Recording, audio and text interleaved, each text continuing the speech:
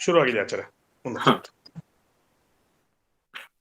ಶ್ರೀ ಗುರುಭ್ಯೋ ನಮಃ. ಹರಿ ಓಂ. ವ್ಯಾಸಾಯ ಭವನಾಶಾಯ ಶ್ರೀಶಾಯ ಗುಣರಾಶಯೇ ಹೃದ್ಯಾಯ ಶುದ್ಧ ವಿದ್ಯಾಯ ಮಧ್ವಾಯ ಚ ನಮೋ ನಮಃ. ತಪಸ್ವಾಧ್ಯಾಯ ಶುಶ್ರೂಷಾ ಕೃಷ್ಣ ಪೂಜಾರತಂ ಮುನಿಂ ವಿಶ್ವೇಶಮಿಷ್ಟದಂ ವಂದೇ ಪರಿವ್ರಾಟ್ ಚಕ್ರವರ್ತಿನಂ.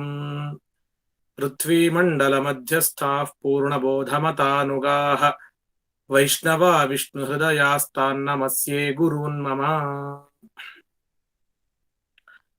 ಎಲ್ಲ ಸಜ್ಜನರಿಗೂ ಕೂಡ ವಿಶ್ವಪಾವನ ಗುರುಕುಲ ನಡೆಸ್ತಾ ಇರುವಂತಹ ಈ ಒಂದು ವಿದ್ಯಾ ಪ್ರಸಾರಣ ಮಾಲಿಕೆಗೆ ಪುನಃ ಈ ಕಂತಿಗೆ ಸ್ವಾಗತವನ್ನು ನಾನು ಬಯಸ್ತಾ ಇದ್ದೇನೆ. ಈ ಬಾರಿ ನಮಗೆ ಉಪದೇಶ ಮಾಡಲಿಕ್ಕೆ ಅಂತ ಹೇಳಿ ಬರ್ತಾ ಇರುವಂತವರು ಡಾಕ್ಟರ್ ವ್ಯಾಸಮುನಿ ಆಚಾರ್ಯರು. ಆಚಾರ್ಯರು ಪೂರ್ಣಪ್ರಜ್ಞೆ ವಿದ್ಯಾಪೀಠದಲ್ಲೇನೆ ನ್ಯಾಯಶಾಸ್ತ್ರ ಮತ್ತು ವೇದಾಂತ ಶಾಸ್ತ್ರಗಳನ್ನ ಅಧ್ಯಯನವನ್ನು ಮಾಡಿದವರು. ಅಲ್ಲೇ ಪರಮಪೂಜ್ಯರಾಗಿರುವಂತಹ ಪೇಜಾವರ ಮಠಾಧೀಶರಾದಂತಹ ಶ್ರೀ ವಿಶ್ವೇಶತೀರ್ಥ ಶ್ರೀಪಾದರಲ್ಲಿ ಸುಧಾ ಮಂಗಳವನ್ನ ನಡೆಸಿದಂಥವರು ಮತ್ತು ವ್ಯಾಸತ್ರಯ ಮೊದಲಾದಂತಹ ಉದ್ಗ್ರಂಥಗಳನ್ನ ಅಧ್ಯಯನ ಮಾಡಿದಂಥವರು. ಪ್ರಸಕ್ತ ವಿದ್ಯಾಪೀಠದಲ್ಲೇನೆ ಅವರು ಅನೇಕ ವಿದ್ಯಾರ್ಥಿಗಳಿಗೆ ವೇದಾಂತದ ಉದ್ಗ್ರಂಥಗಳನ್ನ, ನ್ಯಾಯಶಾಸ್ತ್ರದ ಗ್ರಂಥಗಳನ್ನ ಎಲ್ಲವನ್ನೂ ಕೂಡ ಪಾಠವನ್ನ ಅವರು ಮಾಡ್ತಾ ಇದ್ದಾರೆ.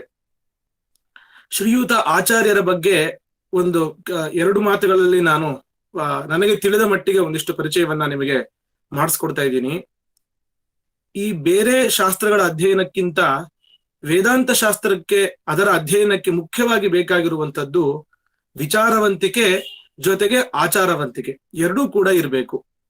ಅದನ್ನು ಬಹುಮುಖ್ಯವಾಗಿ ಪಾಲಿಸಿ ನಮ್ಮಂತಹ ಅನೇಕ ಮಂದಿಗೆ ಆದರ್ಶ ಆಗಿರುವಂತವರು ಶ್ರೀ ವ್ಯಾಸಮುನಿ ಆಚಾರ್ಯರು. ವಿಚಾರವಂತಿಕೆ ಬೇರೆ, ಆಚಾರವಂತಿಕೆ ಬೇರೆ ಅಂತ ಅನ್ನೋದು ತಪ್ಪು. ಎರಡೂ ಒಂದಕ್ಕೊಂದು ಪೂರಕ ಅಂತ ಹೇಳಿ ನಮಗೆ ಅವರಿಂದ ತುಂಬಾ ಸ್ಪಷ್ಟವಾಗಿ ಅರ್ಥವಾಗಿದೆ. ಆ ಆಚಾರವಂತಿಕೆಯಲ್ಲೂ ವಿಚಾರವಂತಿಕೆಯನ್ನ ಸೇರಿಸಿದ್ದಾರೆ ಆಚಾರ್ಯರು.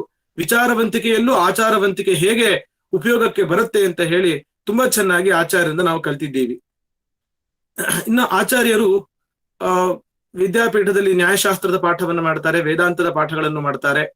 ಜೊತೆಗೆ ಅವರು ನ್ಯಾಯಶಾಸ್ತ್ರದಲ್ಲೂ ಕೂಡ ಪದವಿಗಳನ್ನು ಪಡೆದಿದ್ದಾರೆ, ವೇದಾಂತ ಶಾಸ್ತ್ರದಲ್ಲೂ ಕೂಡ ಪದವಿಯನ್ನು ಪಡೆದಿದ್ದಾರೆ.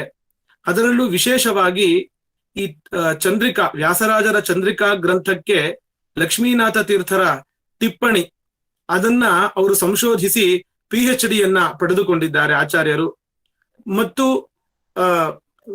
ವಿಶ್ವಜ್ಞ ಯುವ ವಿದ್ವತ್ ಪ್ರಶಸ್ತಿ, ಇದೇ ಮೊದಲಾದಂತಹ ಅನೇಕ ಪ್ರಶಸ್ತಿಗಳಿಗೆ ಅವರು ಭಾಜನರಾಗಿದ್ದಾರೆ. ಮತ್ತೆ ಇನ್ನೊಂದು ಮುಖ್ಯ ವಿಷಯ ಏನು ಅಂದ್ರೆ, ಇತ್ತೀಚಿನ ದಿನಗಳಲ್ಲಿ ನಾವು ಸಮಗ್ರ ನ್ಯಾಯಸುಧಾ ಪರೀಕ್ಷೆಯ ಬಗ್ಗೆ ಹೆಚ್ಚಾಗಿ ಕೇಳ್ತೀವಿ. ನಾವು ಆತರ ಅನೇಕ ವಿದ್ಯಾರ್ಥಿಗಳು ಪರಿಶ್ರಮ ಪಟ್ಟು ಕೊಡ್ತಾರೆ ಅಂತ ಹೇಳಿ ಈಗ ಹೆಚ್ಚು ಪ್ರಚಾರದಲ್ಲಿ ಬರುತ್ತೆ, ಸುಲಭವಾಗಿ ನಮಗೆ ತಿಳ್ಕೊಳ್ಳಿಕ್ಕೆ ಆಗತ್ತೆ.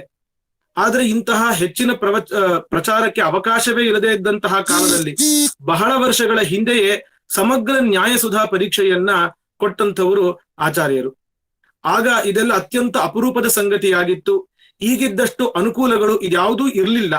ಅಂತಹ ಸಂದರ್ಭದಲ್ಲೂ ಕೂಡ ಸಮಗ್ರ ನ್ಯಾಯಸುಧಾ ಪರೀಕ್ಷೆಯನ್ನ ಆಚಾರ್ಯರು ಕೊಟ್ಟಿದ್ರು ಮತ್ತು ನನ್ನಂತಹ ಅನೇಕರಿಗೆ ಮಾರ್ಗದರ್ಶನವನ್ನು ಮಾಡ್ತಾರೆ. ನಾವು ಕೇಳಿದ ಪ್ರಶ್ನೆಗಳಿಗೆ ಏನಾದ್ರೂ ಸಂಶಯ ಬಂದು ಅವರಲ್ಲಿ ಕೇಳಿದಲ್ಲಿ ಬಹಳ ಸಹೃದಯಿಗಳಾಗಿ ನಮಗೆ ಉತ್ತರವನ್ನು ಕೊಡ್ತಾರೆ, ಮಾರ್ಗದರ್ಶನವನ್ನು ಮಾಡ್ತಾರೆ. ಧರ್ಮಶಾಸ್ತ್ರದಲ್ಲೂ ವಿಶೇಷವಾದ ಪ್ರಾವೀಣ್ಯವನ್ನ ಪಡೆದಂಥವರು ಶ್ರೀಯುತ ಆಚಾರ್ಯರು. ಇಂತಹ ಆಚಾರ್ಯರು ಇವತ್ತು ನಮ್ಮೆಲ್ಲರಿಗೂ ಕೂಡ ಉಪದೇಶವನ್ನ ನೀಡ್ಲಿಕ್ಕಾಗಿ ಅಂತ ಹೇಳಿ ಬಂದಿರುವಂತದ್ದು, ಅದು ನಮ್ಮೆಲ್ಲರ ಸೌಭಾಗ್ಯ ಅಂತ ಹೇಳಿ ನಾನು ಭಾವಿಸ್ತಾ ಇದ್ದೀನಿ. ಶಾಸ್ತ್ರ ತಿಳಿಸುವಂತೆ ನಾವು ಯಾವ ರೀತಿಯಾಗಿ ಆಹಾರದ ನಿಯಮಗಳನ್ನ ಪಾಲಿಸಬೇಕು ಮತ್ತು ಅದರ ಮಹತ್ವ ಏನು, ಈ ಒಂದು ವಿಷಯವನ್ನ ತಿಳಿಸ್ಲಿಕ್ಕಾಗಿ ಇವತ್ತು ಆಚಾರ್ಯರು ಬಂದಿದ್ದಾರೆ. ಹಾಗಾಗಿ ಆಚಾರ್ಯರು ನಮಗೆ ಇಂತಹ ವಿಚಾರಗಳನ್ನ ತಿಳಿಸಿಕೊಡಬೇಕು, ನಮ್ಮನ್ನ ಸನ್ಮಾರ್ಗದಲ್ಲಿ ನಡೆಸುವಂತೆ ನಾನು ಆಚಾರ್ಯರನ್ನ ಕೇಳ್ಕೊಳ್ತಾ ಇದ್ದೀನಿ. ಆಚಾರ್ಯರಿಗೆ ತಮ್ಮೆಲ್ಲರ ಪರವಾಗಿ ಮತ್ತು ವಿಶ್ವಪಾವನ ಗುರುಕುಲದ ಪರವಾಗಿ ನಮಸ್ಕಾರಗಳನ್ನ ಸಲ್ಲಿಸಿ ಆಚಾರ್ಯರಿಗೆ ಸ್ವಾಗತವನ್ನ ನಾನು ಕೋರ್ತೀನಿ. ಈ ಆರಂಭ ಮಾಡೋಕ್ಕಿಂತ ಮೊದಲು ಎಲ್ಲಾ ಶ್ರೋತೃಗಳಲ್ಲಿ ಒಂದು ಪ್ರಾರ್ಥನೆ. ಯಾವುದೇ ಕಾರಣಕ್ಕೂ ಮಧ್ಯದಲ್ಲಿ ಬೇರೆ ಯಾರು ವಿಡಿಯೋ ಆನ್ ಮಾಡಬೇಡಿ. ಅವಾಗ ಬೇರೆಯವರಿಗೆ ತೊಂದರೆ ಆಗತ್ತೆ, ಬೇರೆ ಶ್ರೋತೃಗಳಿಗೆ ತೊಂದರೆ ಆಗತ್ತೆ. ವಿಡಿಯೋ ಆನ್ ಮಾಡೋದಾಗ್ಲಿ ಆಡಿಯೋ ಆನ್ ಮಾಡೋದಾಗ್ಲಿ ಖಂಡಿತ ಮಾಡಬೇಡಿ. ಕೊನೆಯಲ್ಲಿ ಒಂದು 10 ನಿಮಿಷಕ್ಕೆ ಪ್ರಶ್ನೋತ್ತರಗಳಿಗೆ ಅವಕಾಶ ಇರುತ್ತೆ. ಯಾರು ಕೂಡ ನೇರವಾಗಿ ಪ್ರಶ್ನೆಯನ್ನ ಕೇಳಬೇಡಿ. ನೀವು ಕೈಯನ್ನ ಎತ್ತಿರಿ, ಇಲ್ಲಿ ಹ್ಯಾಂಡ್ ರೈಸ್ ಅಂತ ಒಂದು ಅವಕಾಶ ಇದೆ, ನೀವು ಗಮನಿಸಬಹುದು. ಯಾರು ಕೈಯನ್ನು ಎತ್ತಿರ್ತಾರೆ ಅವ್ರಿಗೆ ಮಾತ್ರ ನಾವು ಕ್ರಮವಾಗಿ ಪ್ರಶ್ನೆಗಳಿಗೆ ಅವಕಾಶವನ್ನು ಕೊಡ್ತೀವಿ. ಮತ್ತು ಇವತ್ತಿನ ವಿಷಯ ಏನಿದೆ ಅದಕ್ಕೆ ಮಾತ್ರ ಸಂಬಂಧಪಟ್ಟದ್ದಾಗಿರ್ಲಿ ನಿಮ್ಮ ಪ್ರಶ್ನೆಗಳು. ಮತ್ತು ಸಮಯದ ಮಿತಿಯನ್ನು ನೋಡಿಕೊಂಡು ನಾವು ಒಂದು ಹಂತಕ್ಕೆ ನಾವು ನಿಲ್ಲಿಸಬೇಕಾಗತ್ತೆ. ಪ್ರಶ್ನೆಗಳು ಬೇಕಾದಷ್ಟು ಇದ್ರೂ ಕೂಡ ಸಮಯದ ಮಿತಿಯನ್ನು ನೋಡಿಕೊಂಡು ನಾವು ಒಂದು ಹಂತಕ್ಕೆ ನಿಲ್ಲಿಸಬೇಕಾಗತ್ತೆ. ಅದಕ್ಕೂ ಕೂಡ ಶ್ರೋತೃಗಳ ಸಹಕಾರವನ್ನ ನಾನು ಬಯಸ್ತಾ ಇದ್ದೀನಿ. ಇನ್ನ ಶ್ರೀಯುತ ಆಚಾರ್ಯರು ನಮಗೆ ವಿಚಾರಗಳನ್ನ ತಿಳಿಸ್ಕೊಡ್ಬೇಕು ಅಂತ ಹೇಳಿ ಪ್ರಾರ್ಥನೆ ಮಾಡ್ತಾ ಇದ್ದೀನಿ.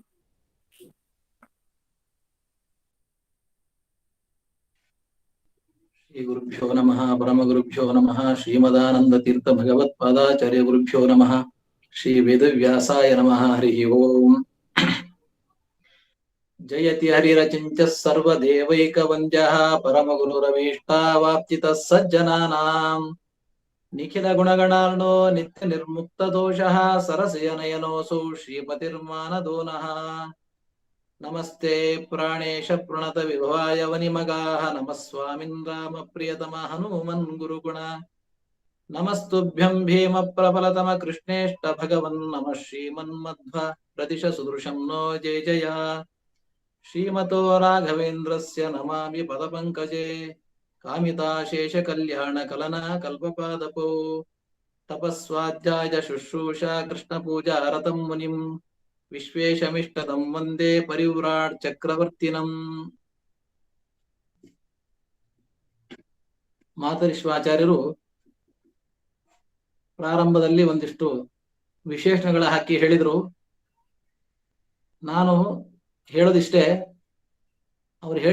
ಅವರು ಹೇಳಿದ್ದು ಅಭಿಮಾನದಿಂದ ಹೇಳಿದ್ದು. ನನ್ನಲ್ಲಿ ಯಾವ ವಿಶೇಷ ಗುಣಗಳು ಇಲ್ಲ. ಆಕಸ್ಮಿಕವಾಗಿ ಯಾವ್ದಾದ್ರು ಒಂದೆರಡು ಗುಣಗಳು ಬಂದಿದೆ ಅಂದ್ರೆ ಅದು ಗುರುಗಳ ಕಾರಣದಿಂದ. ಇನ್ನೇನಾದ್ರೂ ಹೇಳಿದ್ರೆ ಅಂತಹ ಬ್ರಾಹ್ಮಣರ ಆಶೀರ್ವಾದದಿಂದ ನನ್ನಲ್ಲಿ ಆ ಗುಣಗಳು ಬರಲಿ ಅಂತ ಪ್ರಾರ್ಥನೆ ಮಾಡ್ತಾ,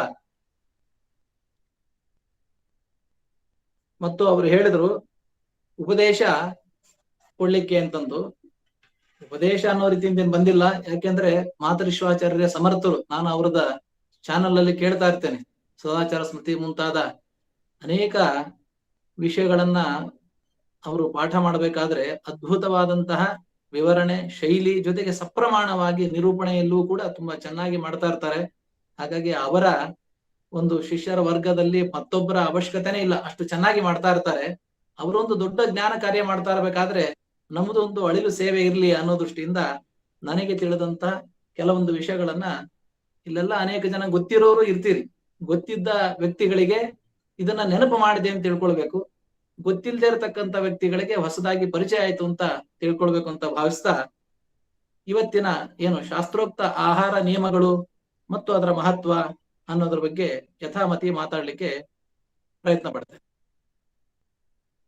ಈ ಶಾಸ್ತ್ರೋಕ್ತ ಆಹಾರ ನಿಯಮಗಳು ಅಂತ ಹೇಳಿದ್ರೆ ನಮ್ಮ ಶಾಸ್ತ್ರದಲ್ಲಿ ಎಷ್ಟು ಹೇಳಿದ್ದಾರೆ ಅಂತಂದ್ರೆ, ಇವತ್ತಿಂದ ಪ್ರಾರಂಭ ಮಾಡಿ ದಿವಸ 1 ಗಂಟೆ ಪ್ರವಚನ ಮಾಡ್ತೀನಿ ಅಂದ್ರೂ ಕೂಡ 1 ತಿಂಗಳಾದ್ರೂ ಮುಗಿಯೋದಿಲ್ಲ. ಅಷ್ಟು ವಿಷಯಗಳಿವೆ. ಅಷ್ಟು ಹೀಗ್ ಮಾಡ್ಬೇಕು, ಹಾಗ್ ಮಾಡ್ಬೇಕು, ಹೀಗ್ ಮಾಡಬಾರ್ದು, ಹಾಗ್ ಮಾಡಬಾರ್ದು ಅಂತ. ಹಾಗಂತ ಹೇಳಿ ನಾವು ಏನನ್ನೂ ತಿಳ್ಕೊಳಿಕ್ ಆಗೋದಿಲ್ವಾ ಅಂತಂದ್ರೆ ಹಾಗೇನು ಆಗ್ಬೇಕಾಗಿಲ್ಲ. ತುಂಬಾ ವಿಷಯಗಳಾಗಿದ್ರು ಕೂಡ ಒಂದಲ್ಲ ಗಚ್ಚನ್ ಪಿಪೀಲಿಕೋ ಯಾತಿ ಯೋಜನಾನಂಶತೆ ಇರಪಿ ಅಂತ ಹೇಳ್ದಂಗೆ ಸ್ವಲ್ಪ ಸ್ವಲ್ಪ ನಾವು ತಿಳಿತಾ ಇದ್ರು ಕೂಡ ಎಲ್ಲ ವಿಷಯಗಳು ತಿಳಿತದೆ. ಹಾಗಾಗಿ ಇವತ್ತು ನನಗೆ ಎಷ್ಟು ನೆನಪು ಬರ್ತದೆ, ನನಗೆ ಯಾವ್ದನ್ನ ಮುಖ್ಯ ಅಂತ ಹೇಳ್ಬೇಕು ಅನ್ಸುತ್ತೆ, ಆ ವಿಷಯಗಳನ್ನ ನಾನು ಹೇಳಲಿಕ್ಕೆ ಪ್ರಯತ್ನ ಪಡ್ತೇನೆ. ಮೊದಲನೇದಾಗಿ ಆಹಾರದ ನಿಯಮಗಳು ಅಂತ ಬಂದಾಗ ಇಲ್ಲಿ ಅನೇಕ ವಿಧವಾದಂತಹ ಅವಾಂತರವಾದ ವಿಷಯಗಳು ಬರ್ತದೆ. ಏನು ಅಂದ್ರೆ, ಆಹಾರದ ನಿಯಮಗಳು ಅಂತಂದ್ರೆ ಯಾವ ಆಹಾರಗಳನ್ನ ಸ್ವೀಕಾರ ಮಾಡಬೇಕು, ಯಾವ ಆಹಾರಗಳನ್ನ ಸ್ವೀಕಾರ ಮಾಡಬಾರದು ಅನ್ನೋದು ಮೊದಲು ಬರತಕ್ಕಂತಹ ಪ್ರಶ್ನೆ. ಆ ಆಹಾರವನ್ನ ಅದು ಪಾಕ ಮಾಡಿರತಕ್ಕಂತ ಆಹಾರನ, ಪಾಕ ಮಾಡದೇ ಇರತಕ್ಕಂತ ಆಹಾರನ ಅಂತ ಎರಡನೇ ಪ್ರಶ್ನೆ ಬರುತ್ತೆ. ಆ ಪಾಕ ಮಾಡಿರತಕ್ಕಂತ ಆಹಾರಗಳು ಅಂತಂದ್ರೆ ಅವುಗಳನ್ನ ಯಾರು ಪಾಕ ಮಾಡಬೇಕು, ಯಾವಾಗ ಪಾಕ ಮಾಡಬೇಕು, ಅಂದ್ರೆ ಯಾವಾಗ ಯಾರು ಅಡಿಗೆ ಮಾಡಿರ್ಬೇಕು ಅಂತ ಆಹಾರವನ್ನ ನಾವು ತಿನ್ಬೇಕು ಅಂತ ಪ್ರಶ್ನೆ ಬರುತ್ತೆ. ಇನ್ನು ಪಾಕ ಮಾಡದಿರತಕ್ಕಂತ ಆಹಾರಗಳಾಗ್ಲಿ ಅಥವಾ ಪಾಕ ಮಾಡಿರತಕ್ಕಂತ ಆಹಾರಗಳಾಗ್ಲಿ ಅವುಗಳು ಯಾವ ಅವಸ್ಥೆಯಲ್ಲಿದ್ದಾಗ ನಾವು ಅದನ್ನ ಸ್ವೀಕಾರ ಮಾಡಬೇಕು ಅಂತ ಪ್ರಶ್ನೆ ಬರುತ್ತೆ. ಅದಾದ ಮೇಲೆ ಶುದ್ಧವಾದ ಇದೇ ಕ್ರಮದಲ್ಲೇ ಪಾಕ ಮಾಡಬೇಕು ಅಂತ ಒಂದಿಷ್ಟು ಶಾಸ್ತ್ರದಲ್ಲಿ ಹೇಳಿದ್ದಾರೆ. ಆ ನಿಯಮವನ್ನು ಅನುಸರಿಸಿ ಪಾಕ ಮಾಡಿದ ಮೇಲೆ ಹಾಗೆ ತಿನ್ಲಿಕ್ಕೆ ಬರೋದಿಲ್ಲ. ಅದನ್ನ ಪುನಃ ಸಂಸ್ಕೃತವನ್ನಾಗಿ ಮಾಡ್ಬೇಕು. ಅಂದ್ರೆ ದೇವರ ನೈವೇದ್ಯ ವೈಶ್ವದೇವಾದಿಗಳನ್ನೆಲ್ಲ ಮಾಡ್ಬೇಕು. ಇಷ್ಟು ಮಾಡಿದ್ರೂ ಕೂಡ ಅಂತ ಆಹಾರವನ್ನ ನಾವು ಯಾವ್ಯಾವಾಗ ಸಿಕ್ಕಂಗೆ ತಿನ್ಲಿಕ್ಕಿಲ್ಲ. ಇಂತಹ ಕಾಲಗಳಲ್ಲೇ ತಿನ್ಬೇಕು ಅಂತ ನಿಯಮ ಬರುತ್ತೆ. ಅಷ್ಟಾದ್ರೂ ಕೂಡ ಆ ಕಾಲದಲ್ಲಿ ತಿನ್ಬೇಕಾದ್ರೂ ಕೂಡ ಹೀಗೆ ತಿನ್ಬೇಕು ಅಂತ ನಿಯಮ ಬರುತ್ತೆ. ಇಷ್ಟೆಲ್ಲ ನಿಯಮಗಳು ಈ ಆಹಾರದ ನಿಯಮಗಳು, ಶಾಸ್ತ್ರೋಕ್ತ ಆಹಾರದ ನಿಯಮಗಳು ಅಂತ ನಾವು ಹೇಳಿದಾಗ ನಮಗೆ ಅಲ್ಲಿ ಬರತಕ್ಕಂತಹ ವಿಚಾರಧಾರಿಗಳು. ಈಗ ಮೊದಲನೇದಾಗಿ ನಾವು ವಿಚಾರ ಮಾಡೋಣಂತೆ, ಯಾವ ಆಹಾರಗಳನ್ನ ತಗೊಳ್ಬೇಕು, ಯಾವ ಆಹಾರಗಳನ್ನ ತಗೊಳ್ಬಾರ್ದು ಅಂತ ಹೇಳಿದ್ರೆ ಸ್ಮೃತಿಗಳಲ್ಲಿ ಅನೇಕ ವಿಧವಾದಂತಹ ವ್ಯವಸ್ಥೆಯನ್ನ ಮಾಡಿದ್ದಾರೆ. ಇಂತಹ ಪದಾರ್ಥವನ್ನ ತಗೊಳ್ಳಿ, ಇಂತಹ ಪದಾರ್ಥವನ್ನ ಬಿಡಿ.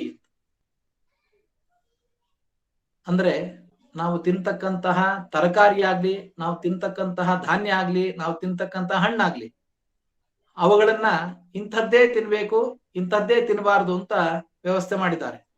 ಅದಕ್ಕಿಂತಲೂ ಪೂರ್ವದಲ್ಲಿ ಶ್ರುತಿಯಲ್ಲೇ ಹೇಳ್ತಾರೆ. ಇದು ಸ್ಮೃತಿಗಳಲ್ಲಿ ನಮಗೆ ಅರ್ಥವಾಗೋ ಭಾಷೆಯಲ್ಲಿ ಹೇಳಿರ್ತಕ್ಕಂಥದ್ದು.